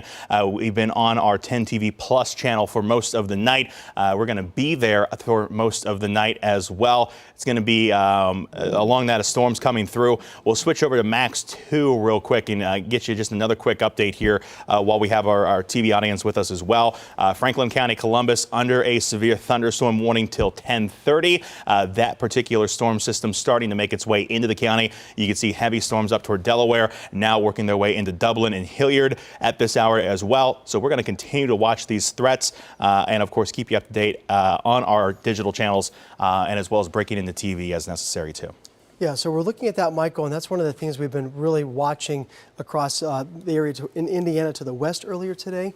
And you see that area, a lot of the orange boundaries are showing up with respect to just thunderstorm warnings because of hail, wind, lightning, and heavy rain. But when we see that yellow outline, that's a visual cue to us that that storm, as the National Weather Service is indicating, is a particularly destructive storm because of that combination of wind and hail. And that's what we've been watching rather closely. So we're going to work on that right now and see if we're going to stay on 10 TV. I suspect with that storm passing close to, if not south of Pickaway County in the next 20 or 30 minutes, that we're probably going to drop off of our regular 10 TV for a moment, and then we might come back on again. And that's something that allow us the ability to do that. We're not trying to be disruptive to your evening. We're just really trying to keep you safe and keep you ahead of the storm. And that's what we're watching right now all the way from Marion down to Delaware, Marysville, Columbus, back to London, and really focusing on that storm in Washington Courthouse. So that's something that that we're paying attention to and watching pretty closely. So let's look at that. Still destructive tag, 1¼ inch hail, 80-mile-an-hour winds. Let's just stay on until 10 o'clock. And if someone says otherwise, in a position of authority, and then we will go off. How's that sound? Sounds like a plan to me. I want to be, again, We got 11 o'clock news coming up, but this is really the only game in town is severe weather tonight and this evening. And that's why we're on 10 TV Plus and breaking in to 10 TV to bring you up to speed on what's happening. One of the things, it's somewhat unusual, Michael, and you can see that right now, is we talked about those nested severe thunderstorm warnings within each other. And I don't see that very often, but the National Weather Service obviously is watching that storm as it strengthens and don't often see those kind of colors. And that's that in and of itself is catching your eye, but it's also very concerning.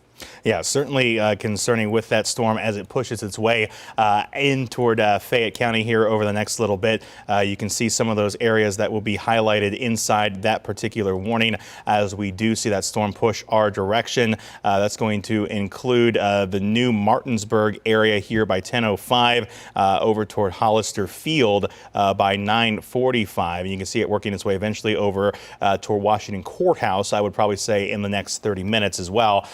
Right now, that particular thunderstorm, strongest one that we're tracking, moving right over the Doppler radar in the Weather Service site in Wilmington at this time. That's wild, but as you said, that often gives us the opportunity to be able to really get some great weather information because National Weather Service, you can literally see that radar scan is right. The storm is right on top of the radar scan and probably getting a little better or some different data as that storm moves in and it tracks off toward the northeast. That still was about 50 miles an hour. So as you mentioned too, we're talking about areas down toward Clarksburg and New Holland that are beyond this particular and current thunderstorm warning, but it's given you an opportunity to have a few more minutes to protect your valuables and get things under shelter, get your car or truck in the garage if you haven't already, and if not, then you might be in for a pretty rough night and a pretty rough morning. But we've been talking about this, and this hail was the number 2 threat or concern of ours as these thunderstorms came in, and that is what's happening. One of the other things we're watching, of course, this evening is that wind, where you see those yellow areas that outline, that is the boundary that the National Weather Service is indicating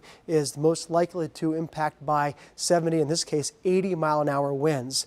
So if you think about it, we talked about this a couple moments ago, that these thunderstorms would be moving along at 50 or 60 miles an hour. And with that in mind, then we're looking at these storms that have been moving through on top of or in advance of their velocity or their speed moving along. If you add just 10 or 15 miles an hour to something that's coming at you already at 60 miles an hour, then that additive speed is going to be easily 60, 70, 80 miles an hour. And that's what's happening with this particular storm. Storms, strong hail potential with these storms. I want to switch inside the view here and see if we can look at the hail inside that particular portion of the storm that's working its way in through Fayette County right now, or inside Clinton County right now. Where you get those brighter colors are the indications of hail. I would say right now that has at least somewhat reduced its threat inside that cell. Where you want to see like brighter reds, brighter yellows. But that could be deceiving too, because this storm is right now passing straight over the top of the radar, pretty much right where that dot is. So we're not going to be able to get a good measure of hail, particularly until this storm passes by. But like we said, the Weather Service office in Wilmington is right there. So whatever they see, they're going to report to us as soon as they can do so safely. Yeah. Is this chroma key ready to go? Can I act with this, Michael? Have you switch over to back to 1, Kyle. Okay, we can go back to 1 for a second there. That's great. Thank you. We'll kind of move along from that and get back into the radar scan for us. That will show us for a moment then at large what we're looking at across the area from north to south with severe thunderstorm warnings from Marion all the way down to Delaware County, Union County, including Columbus, Franklin County, all the way until 10:30 p.m. and then back to the south and west. But just for appearance sake, obviously your attention goes to that storm down south. It is just south and west of Washington Courthouse, moving east at about 40 to 50 miles an hour. So we're going to take a closer look at that particular storm right now as it moves in. So you see again a lot of lightning, but that cluster is just a huge amount of lightning. And as that storm actually moves a bit away from the radar site, our data might be better, because think about it, the radar cannot scan directly above. The radar actually helps to have a little bit of elevation to it.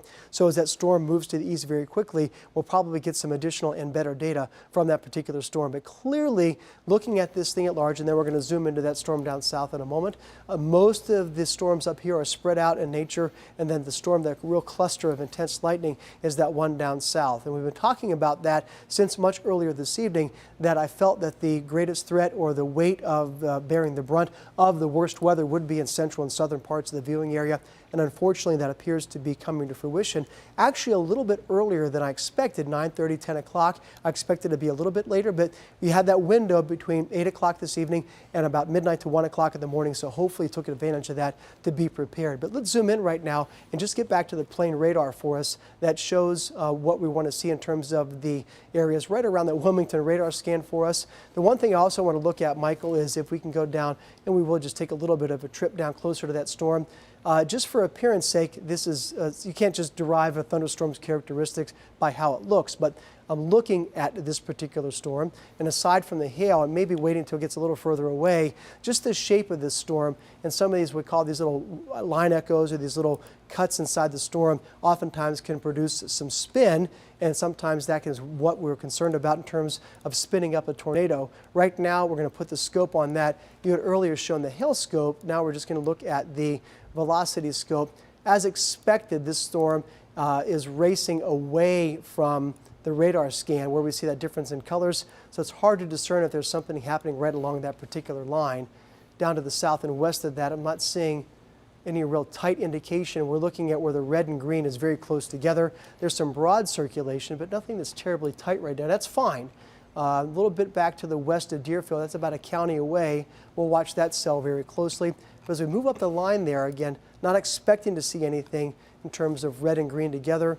Don't think anything really is concerning there, but obviously with the wind, this is not surprising to see that wind rushing at 80 miles an hour. So I'm going to take off that track for us and then move the map just a bit and give you a track on that particular storm. The one thing we've been watching is that untapped energy from yesterday's storm is added to the energy that's around for these storms today. And you do see a couple leading edge cells, but this is the worst one right here, and putting a track on that, still moving at about 40 miles an hour, kind of getting this leading edge of that storm, and then back down to the southwest, moving to the north, just north of east at about 40 miles an hour.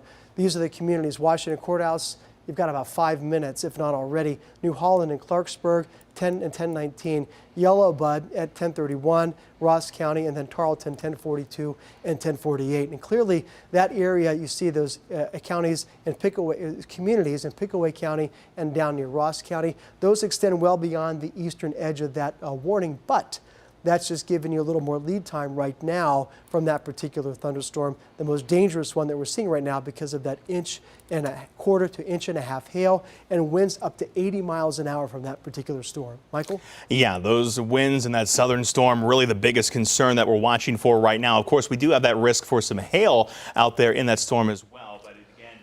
Moves over the radar, we kind of lose resolution on what that actually looks like. What you're seeing here again is that strong storm down in Clinton County. This will be entering Fayette County here really in the next 10 minutes or so as it continues to move off to the east at about 40 miles per hour. That has the capability of producing winds up to 80 miles per hour. So that is very damaging wind potential. That's well into the hurricane strength winds out there as well. So keep an eye on that system as it continues to push its way into the region tonight. The broader warning that continues all the way up even a little bit further to the north up toward portions of Madison County also could produce winds up to 70 miles per hour. Some of those winds are likely to be entering Washington Courthouse right now, and we continue to see those storms develop here tonight. And adding to our warnings, a new thunderstorm warning now coming out just to the north that includes Crawford, Knox, Morrow, Richland counties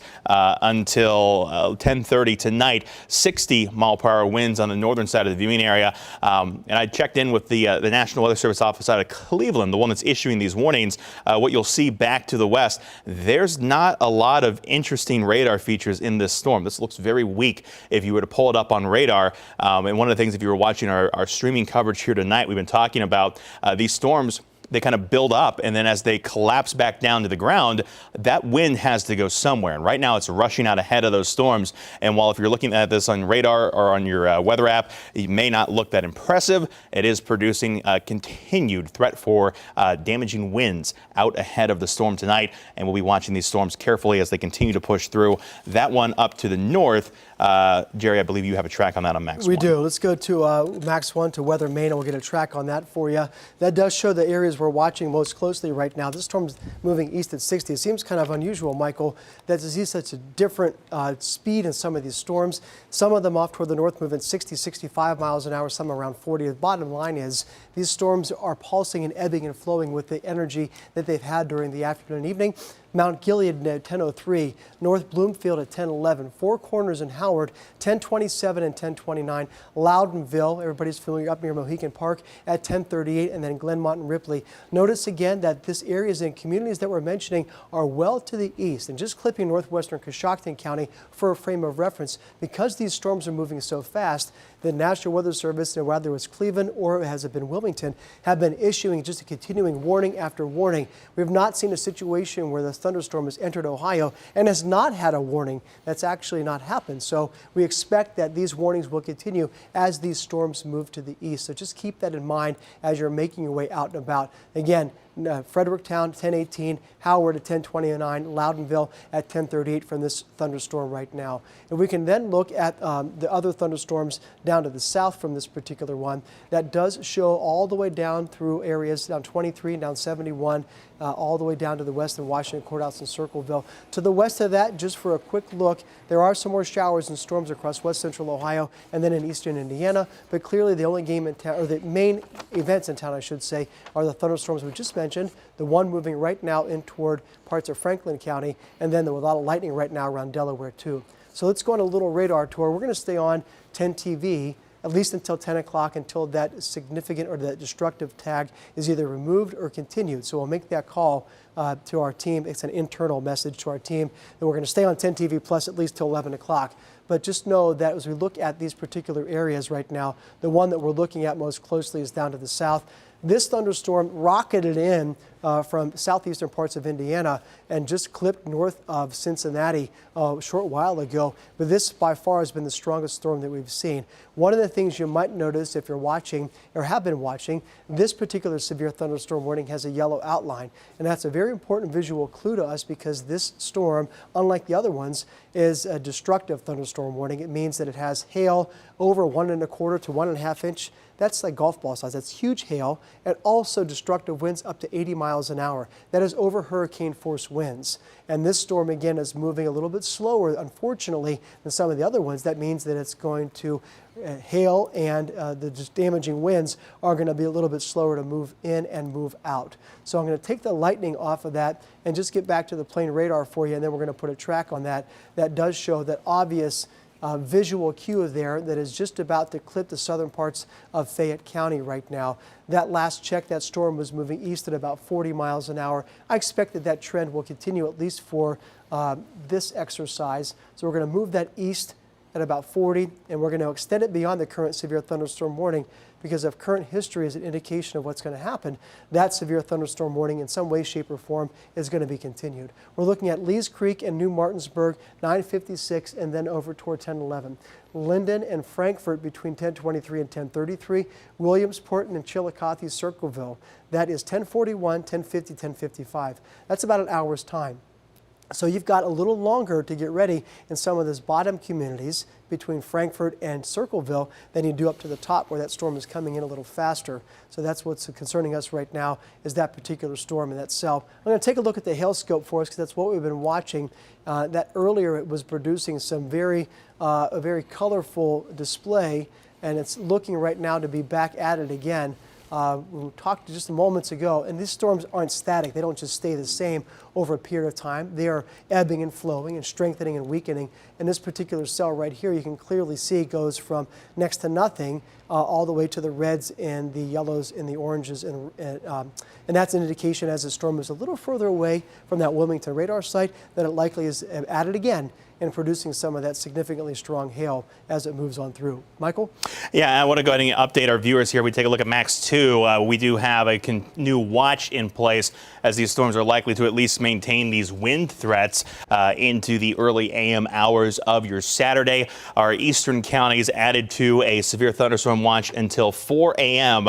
And of course, we're seeing that destructive thunderstorm risk out there continue as well. New severe thunderstorm warning coming in for our southern counties. Let me slide this map over just a little bit. We'll highlight the broader portion of that warning. Clinton, Fayette, Pickaway, Ross counties until 10:45. Not quite the 80-mile-per-hour winds that we had with that other more concentrated portion of the storm, with that warning going for at least another 2 minutes, but still 70-plus mile-per-hour winds we're seeing with those storms out there across portions of central Ohio as these storms move off to the east. Now picking up speed at least a little bit, now moving off at about 55 miles per hour off to the east. So we're going to be keeping a close eye on those storms as they continue to push through. Again, those watches in place across the region as well. I'll switch back over to our radar view here, show you the broad overview of all the warnings we have in place. Severe thunderstorm warnings in our northern counties. Those are for the wind threats as those storms move through. That includes down here into Franklin County, though I would say most of us here in Franklin County starting to at least get past the leading edge of that storm system. So a lot of that wind threat likely to be working its way right now through eastern Delaware County, eastern Franklin County. Wouldn't be surprised if new warnings come out shortly for Licking County and down toward Fairfield County. Would add those counties to those warnings would be my guess as this storm continues to push off to the east.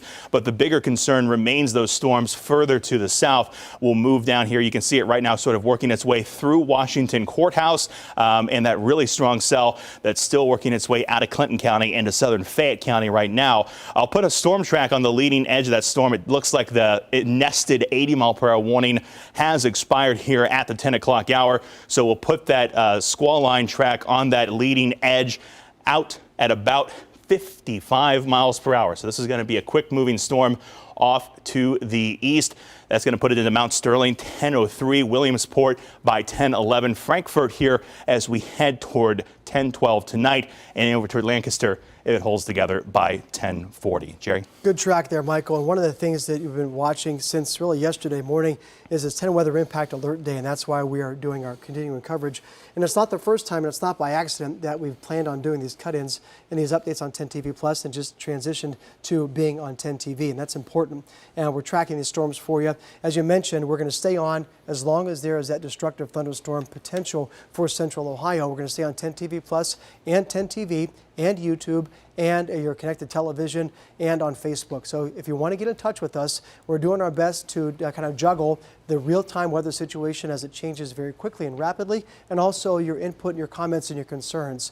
614-460-3345, or send us a message on the 10 TV Facebook page. That will try and get back to you. And if we don't get back to you directly, we'll at least try and mention that or keep that in mind as we're giving you these updates through the course of the evening. And again, we're going to stay on 10 TV and 10 TV Plus as long as there are destructive thunderstorm in our area, and that's the case with that storm down to the south.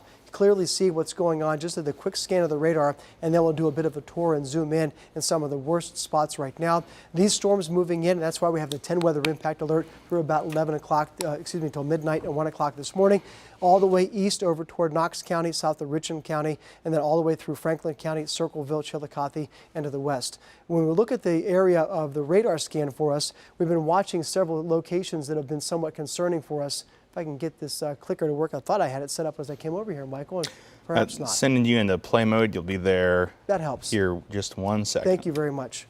Again, we're in that weather impact alert through 1 o'clock in the morning, tracking these storms right there. And that's what we're looking at, this area bounded by the yellow. That's the worst thunderstorm, and we'll get to these thunderstorms in a second. But this one has a history of moving through and producing almost golf ball size hail and wind gusts between 70 and 80 miles an hour. So that is what we're looking at in terms of the map right now and tracking those particular storms down to the south. And the cell has been producing a ton of lightning. Just within the scope and the frame of this map right now, over 250 lightning flashes at one time.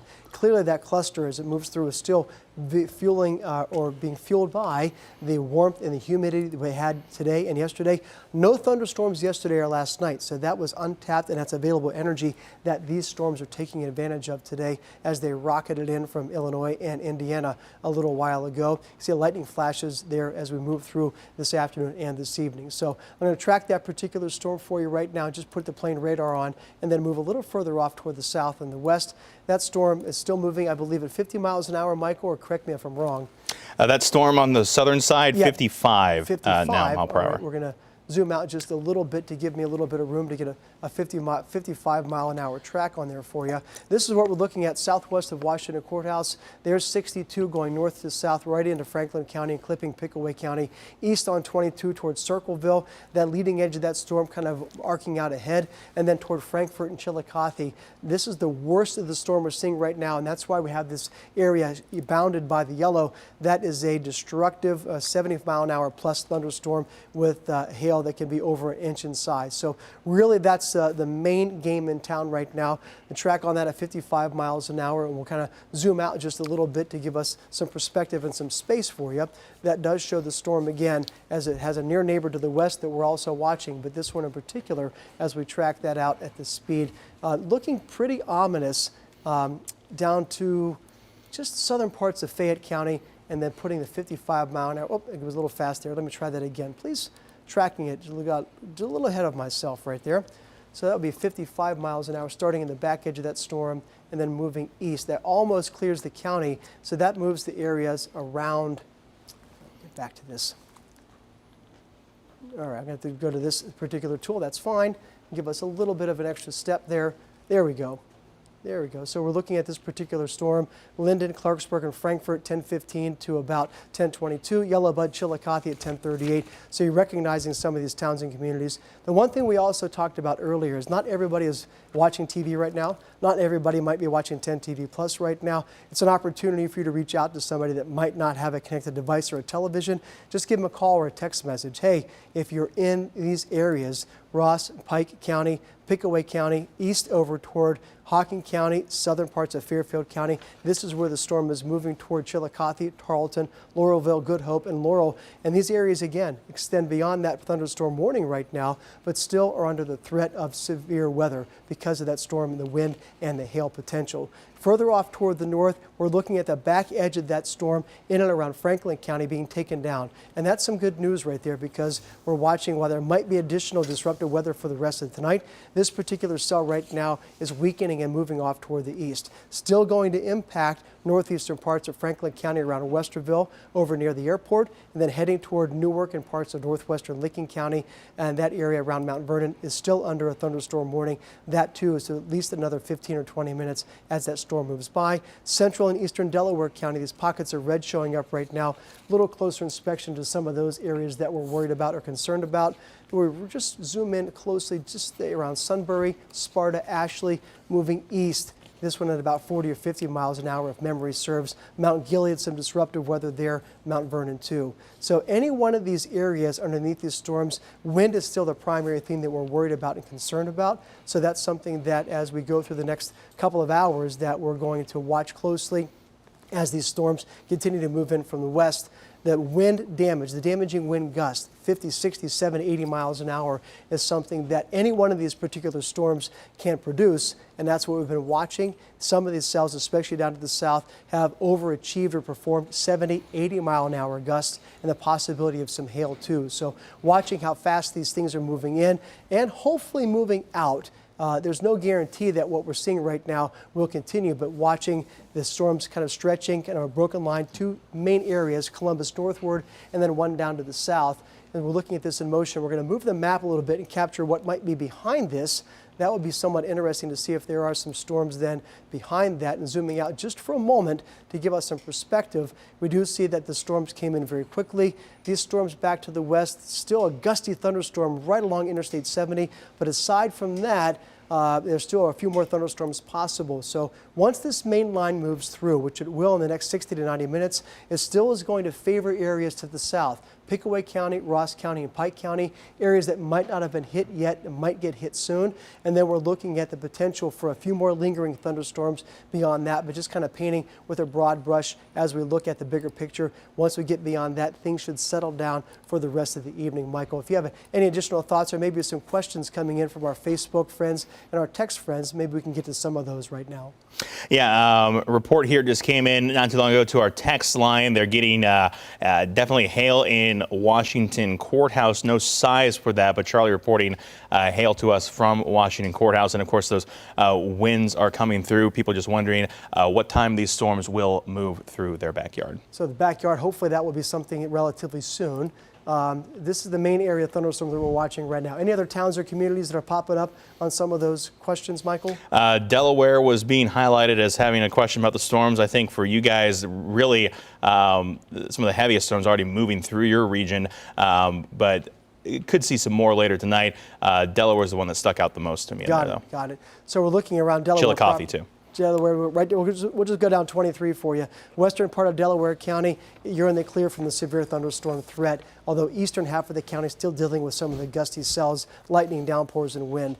Johnstown, Pataskala, Mount Vernon, again, severe thunderstorm warnings continue for you there. Further off toward the south, we'll go right down 23 as promised. And we're going to cross through over Westerville and Columbus. That storm again moving east over toward New Albany, heading out 161 toward Newark and Heath. Just north of Pickerington, the area around Fairfield County likely seeing some lightning and hearing some thunder in the distance. But at the moment, there are no severe thunderstorm warnings. Hopefully, I'm not jinxing that by saying it, but we're watching these cells to the south and west very closely. Asheville, Commercial Point, Circleville, down near Orient and Mount Sterling. These gusty thunderstorms have a history of producing some hail, but they're moving east at about 55 miles an hour. And then there's the near neighbor cell. This is the one we've been watching. This was by far the worst one of all the thunderstorms that have been moving into central Ohio so far, and the one that is catching our attention right now. That's why we've got this yellow outline right now for that destructive tag. So even while I'm speaking, we're looking at another severe thunderstorm warning that is coming in. This one is moving off toward the east and is a pretty broad one from north to south. Delaware, Fairfield, Franklin, and now Licking County, just capturing areas that I just mentioned that were not in a warning. They are now in a warning, and this goes until 11 o'clock because of winds at the 60 miles an hour. Hail, not that prolific. We're looking at about 3/4 inch hail, around dime-sized hail, or maybe a little bit smaller than that. So these storms still mean business as they're moving through at a good clip. And if you have a speed on that one, Michael, I can put a track on that for our folks that just had that new warning issued for them. That particular storm moving east at 45 miles per hour. East at 45. So we'll kind of get that, put a track on there for you. East, and so kind of variety of speeds coming up from some of these particular storms. Now, the radar is oddly, I wouldn't say, it's not as ominous as it looked earlier in some of those cells, but it's just, by appearance sake, can't always judge what's going on in all three dimensions of the atmosphere. So New Albany, we just mentioned to you, 10 p.m. Pickerington, 10:19. Granville, Newark, over near Heath, 10:30 and 10:38. Thornville and Hopewell at 10:41, and then Dresden and Zanesville. Once again, we're working beyond the extent of that particular severe thunderstorm warning, but that's just to give those folks a heads up, an additional notice that that severe weather, that disruptive weather is headed toward them. So multiple warnings going on. That particular warning for the eastern parts of Franklin County, Delaware, Licking County, and down toward Fairfield County, that goes until 11 o'clock tonight. So for all intent and purposes, as long as there's these active warnings going on, we're going to stay on the air unless someone tells us otherwise, because it's really important as we go through the night, and we've talked about that since these thunderstorms are coming through at night, just that extra level of concern. And that's why we're on the air giving you what the information you need to do to keep you and your family safe. We want you to know when the threat is coming, when it's past, and what you need to do. And one of the things we mentioned earlier, in any severe thunderstorm warning or just a regular thunderstorm, it's always good common sense just to put as many walls between you and the outside as possible. That's common sense in a tornado warning, but even in a severe thunderstorm warning, those winds we've talked about earlier with the cells down south, they were 70 or 80 miles an hour. That is tornado strength or hurricane strength winds So we still have to take that very seriously. So that's, again, some just good information to keep you and your family safe. And when you are doing that, have your plan in place to make sure that you're taking care of the people you care about and that are near you, your pets and your papers and your pharmaceuticals. All good information to kind of keep handy, or at least hopefully you can do that in very short order as you're making your severe weather plan. And unfortunately, many of you have had to enact that plan this evening, especially folks down south. So I do see them carving off the back edge of this destructive thunderstorm, Michael. I don't know if that means that there's anything immediately behind that, although this cell southwest of Wilmington and Hillsborough looks pretty dicey to me. Yeah, still seeing that destructive tag on the warning as of right now, so we'll have to be keeping a close eye on that southern cell as it continues to show the highest risk of those strong winds pushing through. Circleville back down into portions of Ross County, still in Fayette County as well with the strongest portion of that storm. We'll switch over to Weather 2 and show you where that storm is again at the strongest at this hour. That is going to be in those southern counties. We'll put that latest information on about that warning down there till 10:45 tonight. Radar indicated threat, including up to inch diameter hail and those 70 mile per hour winds with that storm.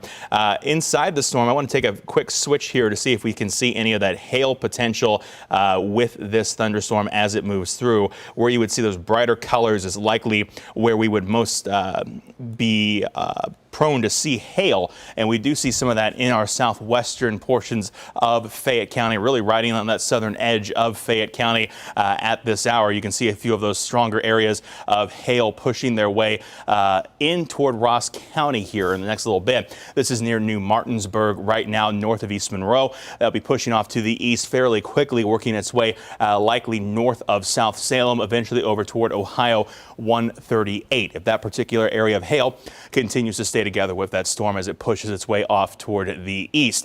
We'll zoom back out here just a little bit and give you a view over those southern counties, because that's where we've seen the biggest threat for storms here this evening, at least with those really strong storms. Though it does look like, Jerry, they might have knocked that wind threat back down just a little bit, because when we do have that higher threat for wind, those warnings are highlighted in more of a bright yellow gold color. That's kind of knocked its way back down to that brownish orange. So I think we are at least seeing some weakening trend with the wind in regard to that storm. You are 100% correct, Michael. And it's amazing how fast these things happen. I think either one of us or both of us might be jinxing, or maybe it's better actually, that they're taking that from a destructive tag to a regular thunderstorm. And since that's the case, we're going to let our folks and our friends on 10 TV go back to the regular program, and we're going to stay on 10 TV Plus though. We're hydrated, we're ready, we've got snacks, we're good to go. We're going to stay on there and track the severe weather for all night if necessary. I do think the threat is still confined to the next 1 or 2 hours. You can join us on 10 TV Plus. We'll send you back to regular programming on 10 TV.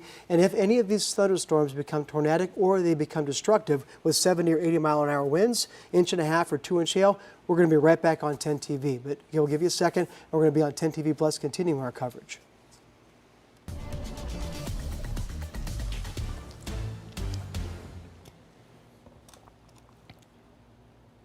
All right.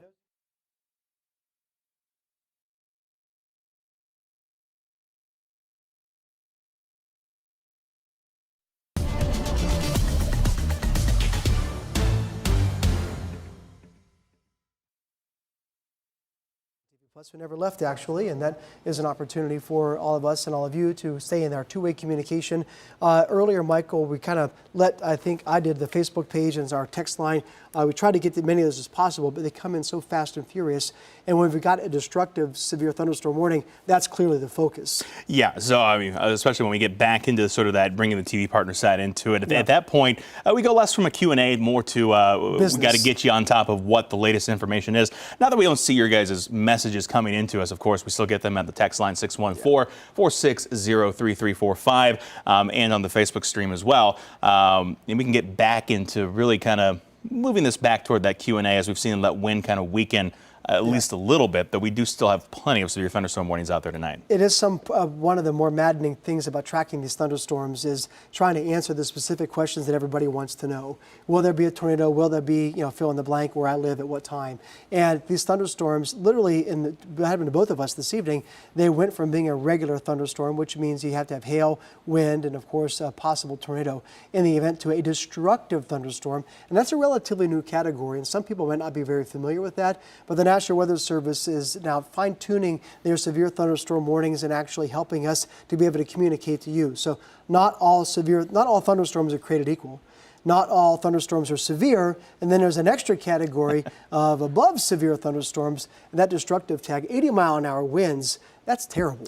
Yeah, I mean, we're talking hurricane strength winds at that point, and obviously we're not in a region where you build structures for assuming that kind of wind is going to be common. So when you see those types of warnings out there, we kind of treat them about the same way as you would something tornadic, which is that we highlight it extra, we provide extra coverage because it's kind of an exceptional damage threat and an exceptional threat to life and property as that comes through. Of course, we'll have to see if we do see damage reports come in on the backside of the system, but hail was also a concern with that. We were talking hailstones that could be up to 1.25 inches in diameter. Those have shrunken, at least the chance for it. Those southern Fayette County could certainly still see hail up to about 1 inch in diameter, and then those winds down there thankfully have died back down. Still severe. We're still seeing widespread threats for 60-mile-per-hour wind across central Ohio, but not that 70, 80 plus, at least for now. Yeah, and that's something it's interesting too, and I mentioned this a couple of times, and if you have anything to add, it would be welcome.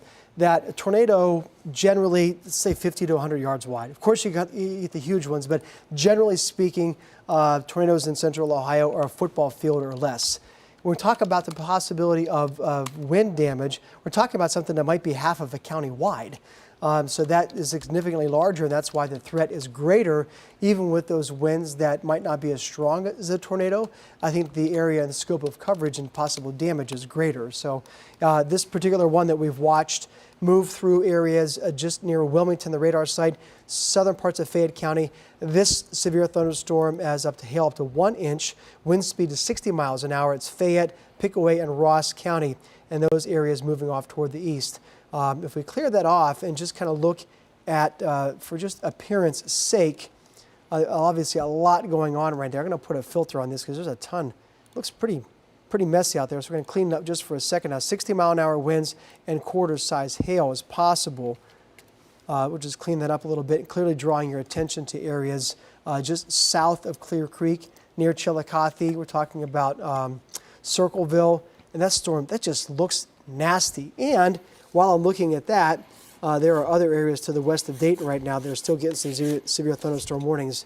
I talked about that earlier. Just because we saw round one doesn't mean that there's not more energy left, and unfortunately that seems to be the case just west of Oxford, near Miami, and west of Dayton this evening. Yeah, another at least couple cells forming back to the west, a few in Indiana that aren't severe, one that's crossing into Ohio that does have that severe warning. So we will have to keep on guard here at least for the next couple hours as these storms work their way through. Yeah, and the variety of speeds is also something that's a little bit of a challenge to keep up with. A couple of storms, 40 miles an hour, a couple of 50, 55, 60, 65 miles an hour. They're all moving, which is good news. The other thing that I'm a little bit concerned about, and those folks to the southeast, you'll realize this once we talk about it for a second. Earlier this week, parts of Perry County, Fairfield County, down near Morgan County, and Athens County, 2, 3, 4 inches of rain. And while rain wasn't one of the primary concerns from these storms, it's a concern for heavy rain with any of these storms. And as these move to the east, let me check a speed on this. Got a lot going on here. Speed at 45. That means that they're still moving at a pretty good clip, but you've got a lot of thunderstorm to go through if you're heading in this direction. So if you're in some of these communities, Lancaster, Laurelville, Chillicothe, Logan, and Pike, that's not good news, especially around Pike and around Perry County. A ton of rain there earlier this week. If you're still waterlogged, which you probably are, this is going to be a bit of a problem for you. So I'm looking over your shoulder and seeing you've got some folks have been sending in some pictures. We'll get to those in a minute or two. It's good information coming back in there. We appreciate that. If you send something to us on the text line, that's 614-460-3345. We will do our best to get to those questions, and you can attach a picture to that safely. Do not put yourself at risk in sending anything to us or getting any pictures or videos. But after the storm has passed by, if you can safely do that, please do. We're looking at a bunch of those traffic cameras right now. Earlier, about an hour ago and change, heard some lightning and some thunder, and we're seeing a few of that kind of flashing in a few of those cameras. Wet roadways on Friday night. It looks like a lot of lightning showing up there in the upper right-hand corner. Not exactly sure where that camera is coming from, but it's probably some lightning off into the distance. Hopefully that thunderstorm is moving away from that location. But it looks like a lot of active weather on some of the cameras and some wet roadways too this evening. So, Michael, tell us what we've got from some of our for our viewers. I didn't know we were on camera there, so I'm giving my little silent hand signal. What's he doing? What's he? Thumbs up. Like sign language or something over there. But we do have a photo came in. This was from Jerry, just got it into our text line.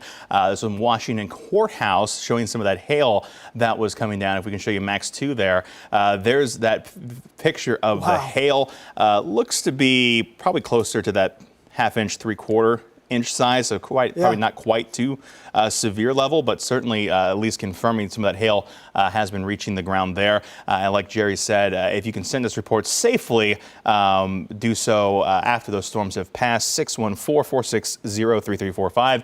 You can text us your photos or videos there. That's a great way to stay in communication. Thanks from Washington Courthouse. Unfortunately, Washington Courthouse has been mentioned multiple times in past couple of months for multiple severe weather events. Some tornadoes earlier this spring, and now we're looking at the hail and storms there. And just going back to the other active weather across, one of the things we try and do, Michael, is to sound the all clear for some communities. Let's go back to Weather Maine for a second here. Max 1 if we can. I'm going to drop that, and we're going to do a little bit of a radar tour here.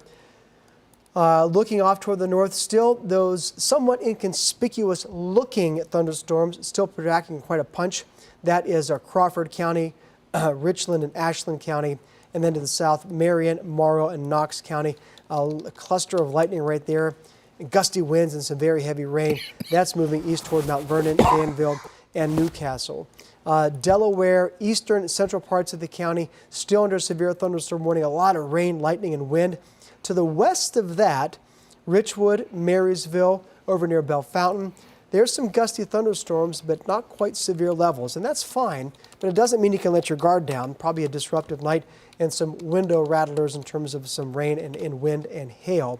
Further off toward the south, going back into Columbus and Franklin County, Hilliard, Grove City, West Jeff, London, Mechanicsburg, not bad, looking like a nice, well-deserved break from these particular thunderstorms.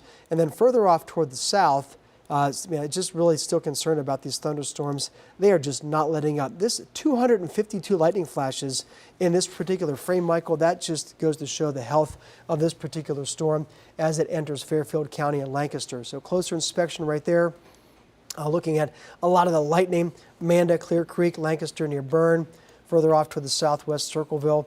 Williamsport just getting hammered by the storm right now. New Holland and Washington Courthouse getting a bit of a break. So take the lightning off and go back to the frame and just show the actual radar scan for us. We do see that warning out to the west. It's a little concerning. That cell west of Dayton, but of a more immediate concern are these cells right around parts of Pickaway and Ross County. Those colors, while they might look interesting on the radar scan, that's not interesting. As we speak, another thunderstorm warning. This one is for the rest of Fairfield County and Hocking County, and imagine that goes until 11:30. Fairfield, Hocking, Pickaway, Ross, 60 miles an hour winds, hail size around 1 inch, and that is unfortunate because that is the area almost exactly that got hit much earlier in the week by some significantly heavy rain, and that's bad news there. Get a speed on that, and I'll put a track on that for you, everybody that's watching. That latest severe thunderstorm warning just to come in right now. Looking at this storm, southeastern Franklin, Fairfield, Hocking, eastern Pickaway, northeastern Ross until 11:30. This is moving east at 55 miles an hour. or hail up to 1 inch, max wind gust 60 miles an hour.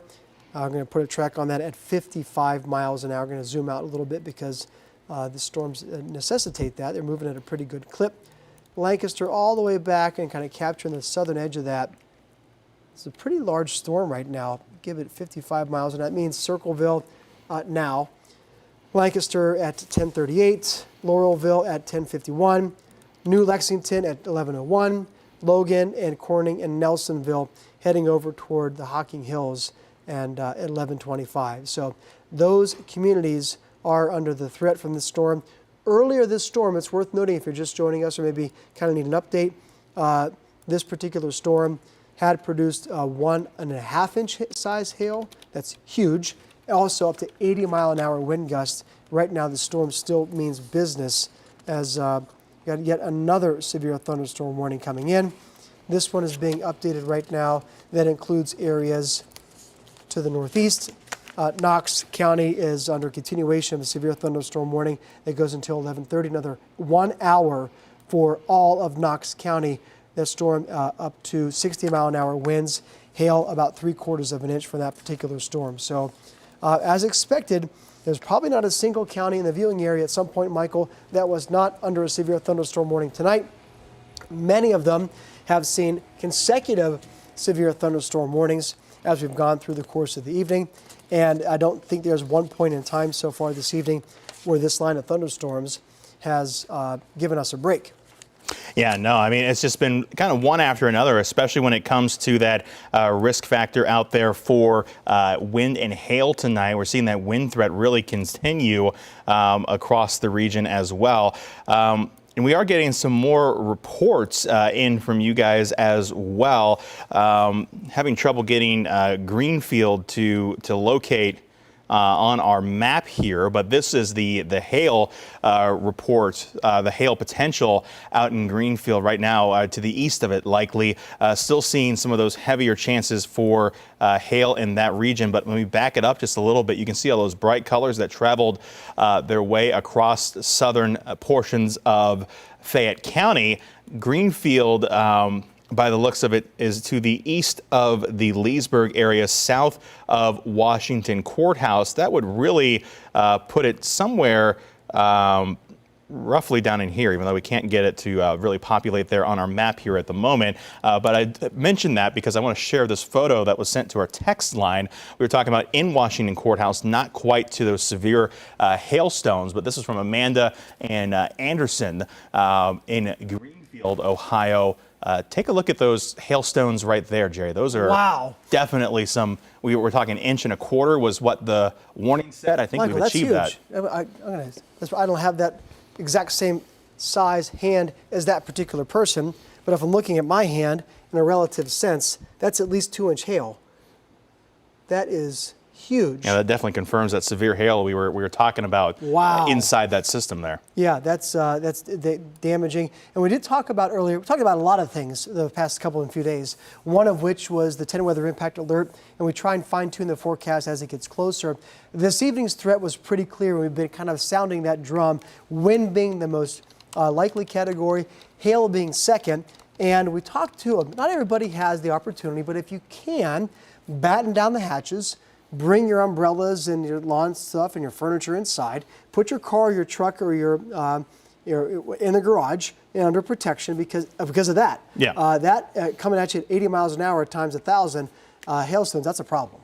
That'll definitely make for a happy day for the guy that owns the body shop, and an unhappy day for anyone's car that gets hit by those stones. That's tough, and that's something we've been talking about. And one of the other things we've been talking about is not everybody is watching us on 10 TV Plus. A lot of folks might be catching us on YouTube or on the Facebook. But even then, you might have a friend or a family member that might not just be as technologically savvy as you are. So they got a cell phone, I'm sure. Oh, so we're looking at the opportunity again for you to share some information with some friends or family, and that still have that chance to kind of spread the word. We start again. Might not be too late for those folks and friends down to the south where we've got multiple severe thunderstorm warnings. If we can go back and take a look at Weather Maine, Max 1, that would allow us to put a track on some of these storms. It's just some huge hail coming in from Greenfield. In some of those areas is just unbelievable to see that hail coming in at size. And that was from that particularly dangerous thunderstorm, destructive thunderstorm that had multiple warnings on it for quite some time. So that's good for us to know. So yeah, we've got about 20 more minutes here on 10 TV Plus. Then we're gonna get all of our ducks in a row for 11 o'clock news. The only thing that would keep us from doing that, two things actually: a destructive thunderstorm headed toward a community in central Ohio, and or a tornado warning for somewhere in the viewing area. So for the next 18 minutes, you've got Michael and I to send some messages, send some photos. We really appreciate the two-way communication. One of the questions that just came in, and I'm going to answer that in a visual way, is has there been any rotation in any of the storms? So I was going to walk over to the chroma key, but I guess I'll stay here right now, no problem. And we're going to look at our scope right now, and the scope allows us to look inside these thunderstorms and kind of peer inside. Okay, we'll take that then. We'll give us a second here, and then we will. There we go. We'll go to the screen. It's to look inside these thunderstorms and then see if we're seeing any rotation. So that's not always the case right now. We're looking at, with a lot of times within the thunderstorms, what we're seeing. What I'd like to do that. We've got another severe thunderstorm warning. We'll just kind of go to that one and see where that takes us, and then move on to what we're trying to address. This one for Clinton, Fayette, Highland, Ross County. This is the southern edge of that particular storm. 60-mile-an-hour winds, hail 1-inch size. And let me know when you can shout it out, Michael, how fast that storm is moving, and we'll put a track on that one for us and our friends down to the south. Yeah, that particular thunderstorm moving to the east, slowing down a little bit now, 35 miles per hour. East at 35, and then yet another warning. This one looks to include areas around Coshocton and Muskingum County, 60 mile an hour and less than 1-inch hail. Again, this I don't remember exactly a situation like this, Michael, going back a couple of years, where we've seen just about every single county in the viewing area under a severe thunderstorm warning. And I know I'm probably jinxing Morgan County and Athens County at this point. And then this has just been a continuous line of severe weather going through the 10 TV viewing area for the past couple of hours. So that is a real problem and a real concern. But as promised, we're going to put a track on those particular storms and then begin to move through and look at, then we can pull the map down. There we go. We're just starting off across the northeast, where the lightning has been really lighting up, I should say, to the east of Marysville. In many spots in and around that area, I've seen kind of the ebbing and flowing of the storm in terms of its strength and intensity, in terms of how fast it's moving, how much lightning you're getting.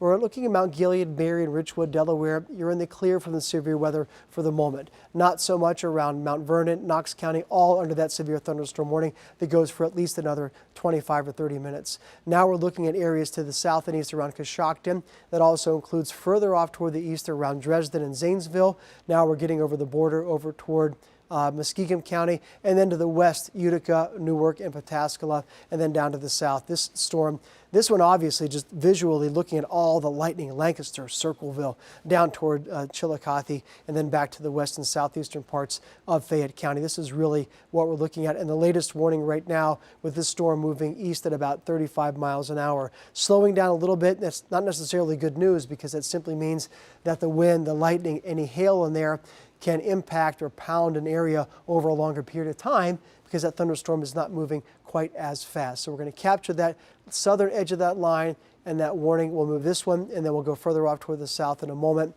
That is between Tarleton and Laurelville, 1044 and 1102, Gibsonville, Logan between now and 1121.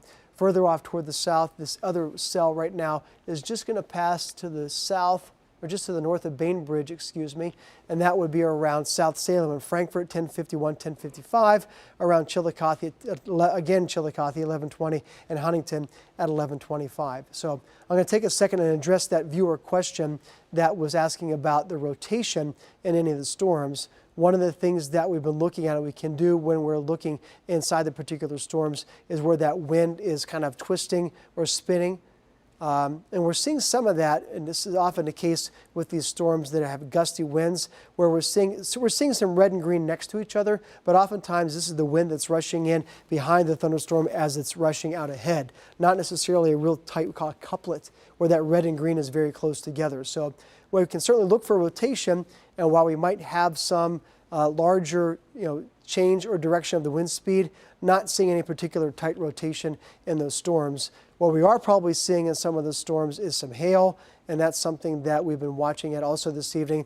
Very easy to pick out if we're looking at areas. There's the regular radar scan. Again, you see the reds and the pinks where we're seeing the area that is a little bit of a different color. That is where an indication of some larger hail. This is the same storm, I believe, Michael, which had produced the 2 inches plus about in Greenfield and moved to the east. So this is heading just north of Chillicothe right now. This has been a pretty consistent hail producer over the past couple of hours. It's weakened a little bit at times, but it looks like it's strengthened right back up again, and that's not good news. Yeah, certainly seeing the storms continue to have wind strength and some hail strength this evening as well. In addition to just really bright light show from time to time. Switch over to Max 2. This is video sent in from Crystal. This is a view from the west side of Columbus there, West Columbus, where you see a lot of that lightning there on the horizon as those storms came through here this evening. Look like that's probably after the storms hit her location there, because the streets are already quite wet. That looks to be looking off toward the distance. But like you said, Jerry, that hail down toward Ross County. Again, these pictures came from Amanda and Anderson in Greenfield. That's there just kind of on the border between Highland and Ross counties. That definitely qualifies as severe hail. Thanks for sending us that report as well. You can see that number on the bottom of your screen there, 614-460-3345.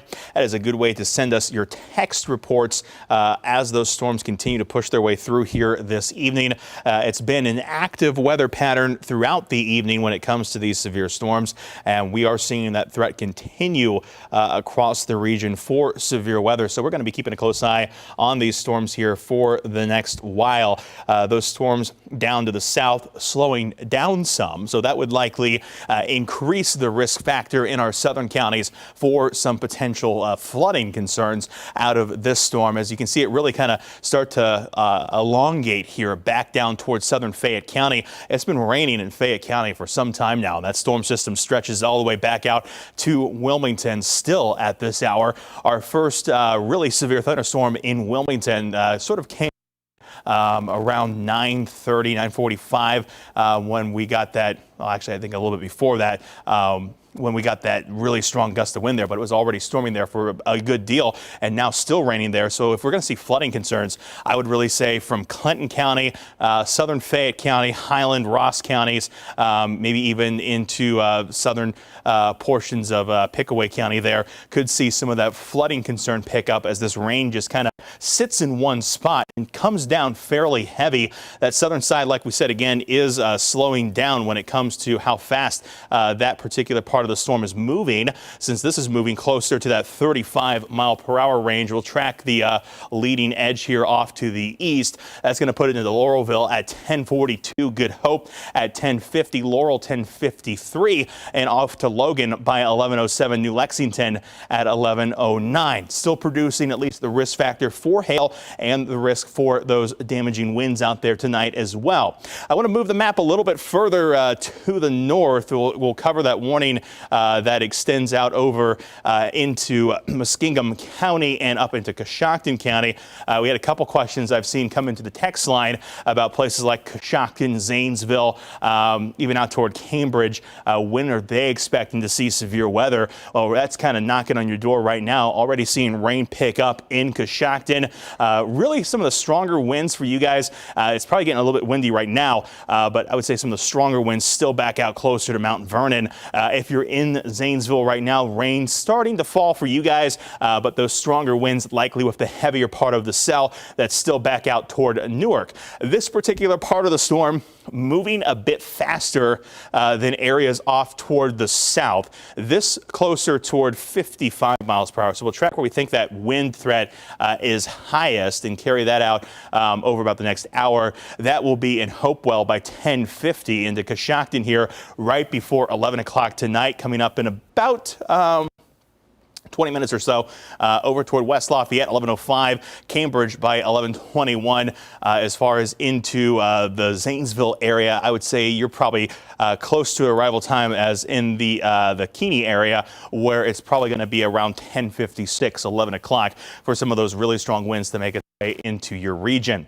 The storm system on the north side, this has pretty much all been wind driven when it comes to the severe threats that we've seen from the northern part of the line. Heavy rain for sure, but mostly wind, not even a lot of lightning inside that northern portion right now. We'll take a look back at the hail potential up on the northern side.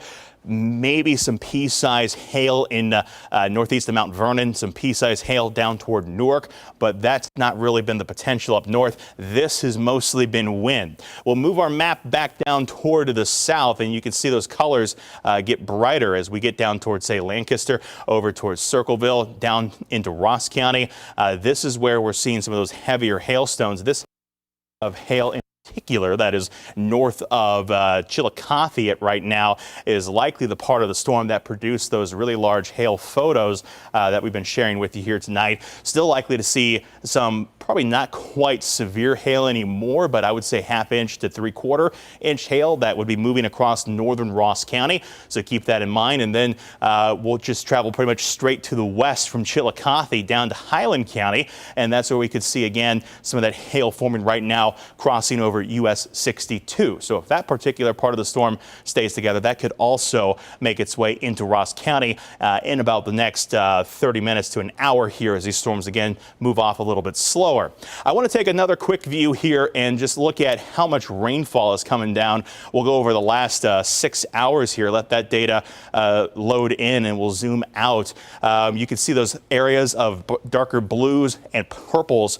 That's where we get into the areas of an inch plus rainfall. Those purples, 1.5 inches plus.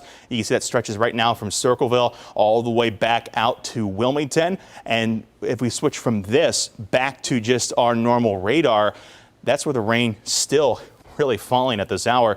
So if we're going to see any flood concerns pick up down there, Jerry, I think we're really going to see that fill in.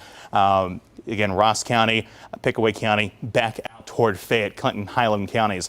Wouldn't be surprised to see at least some minor flooding as those storms continue to kind of train their way across that region. Yeah, good insight, Michael. With this storms coming in over the same spot again and again, even though they've seen about 1 inch plus of radar indicated rain, it's a radar indication. It might be a little bit more, might be a little bit less.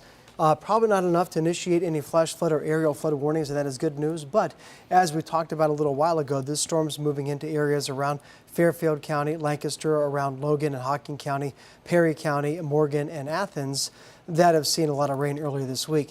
The other thing that I'm concerned about, and we talked about this a little while ago, is this line of thunderstorms back to the west.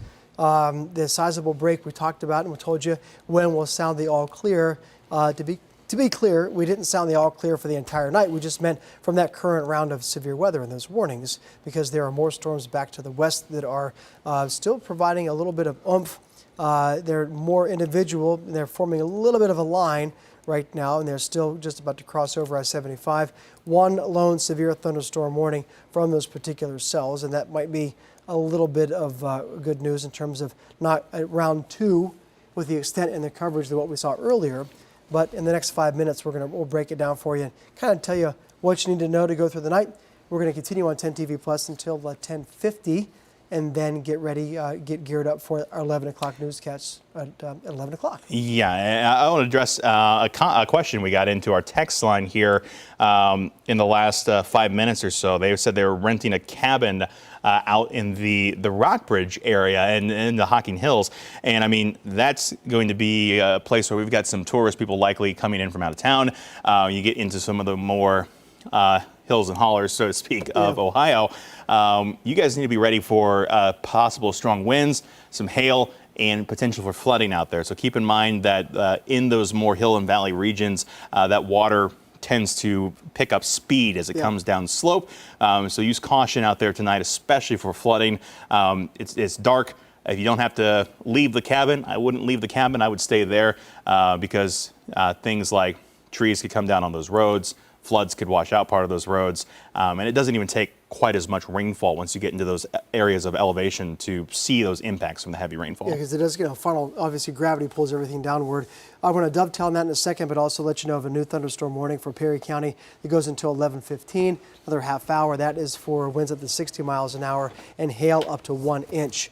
That storm in Perry County is something, of course, that we've been watching very, very closely right now. That's moving northeast at about 60 miles an hour. So this joins the family of fast movers in terms of thunderstorms. And that particular storm right now just is really, unfortunately, going over the same spot that went over earlier in the week, Michael, and that's just a ton of rain there. I might have to, there we go, 65 miles an hour, talking about Bern, Somerset, Junction City, New Lexington, Blue Rock, Pleasant City, Buffalo, Caldwell between now and 11:41. So those are some of the areas, especially Somerset and Junction City. Gusty winds, hail up to an inch, and winds up 60 miles an hour. So that's something that that's just really unfortunate because we've been watching those areas for quite some time and just not catching a break in the rain, the storms this week or tonight, and potentially more to come off toward the west. And that's something that we've been talking about and watching very closely with the multiple storms that have coming over again and again and moving those cells. We're going to move this map and capture this again, just to move this particular track down to this. Oh, didn't want to do that. Just to move this particular track down. Let me erase that for you. We're going to do this again, folks, so bear with me here. Moving east at about 65 miles an hour. So that is areas around Laurel at 10:54, Nelsonville 11:15. Again, the Plains 11:25, Wesley at 11:39 from that particular storm. So all things that we're watching and concerned about. Rainfall is one of them. And you had mentioned too about don't go out and look for damage or don't try and go through areas that might be flooded or trees down. We've seen some reports of no power in Mansfield. Anybody else without power, if you're on your phone, of course, you hopefully still have that device. Maybe send us a note and let us know how things are going where you live, because a lot of folks have not had a chance to get up to speed on the weather for situation. And if you're without power, do not go outside because down power lines could be very dangerous. As I was saying, it looks like that warning, speaking of dangerous storms, down in southern Fayette County heading toward Ross County, just upgraded to have that destructive tag, or that might be, that's not a new warning, but an upgraded warning down there now for those stronger wind potentials. Although actually this one looks to be hail driven for destructive. That's a 2-inch size hail tag on that thunderstorm down in the southern portions of Fayette County heading into Ross County. So we've got a minute to go here on 10 TV Plus. We appreciate you joining us both on 10 TV Plus and on 10 TV during the day. We got to a lot of your questions. We appreciate some of the folks that sent pictures in of what they're experiencing, or at least a message on what you're experiencing, when you can do that safely. We're going to be on 10 TV at 11 o'clock with an update and tracking the storms. If this severe weather threat continues past 11:30, and it's likely that it will, then we are going to be here and we'll be manning the 10 Weather Impact Center all night if necessary. I don't think that's the case. Give it another couple of hours and we should be looking a lot better, and on our way to a much better weekend too. Yeah, absolutely. The weather this weekend, once we get past a few lingering showers tomorrow, and I think they're pretty few, temperatures are nice, humidity is gone, and it'll be a great weekend to enjoy. Yeah, especially Sunday, looking really nice. So Absolutely. see you at 10 TV in a couple of minutes. Thanks for joining us tonight.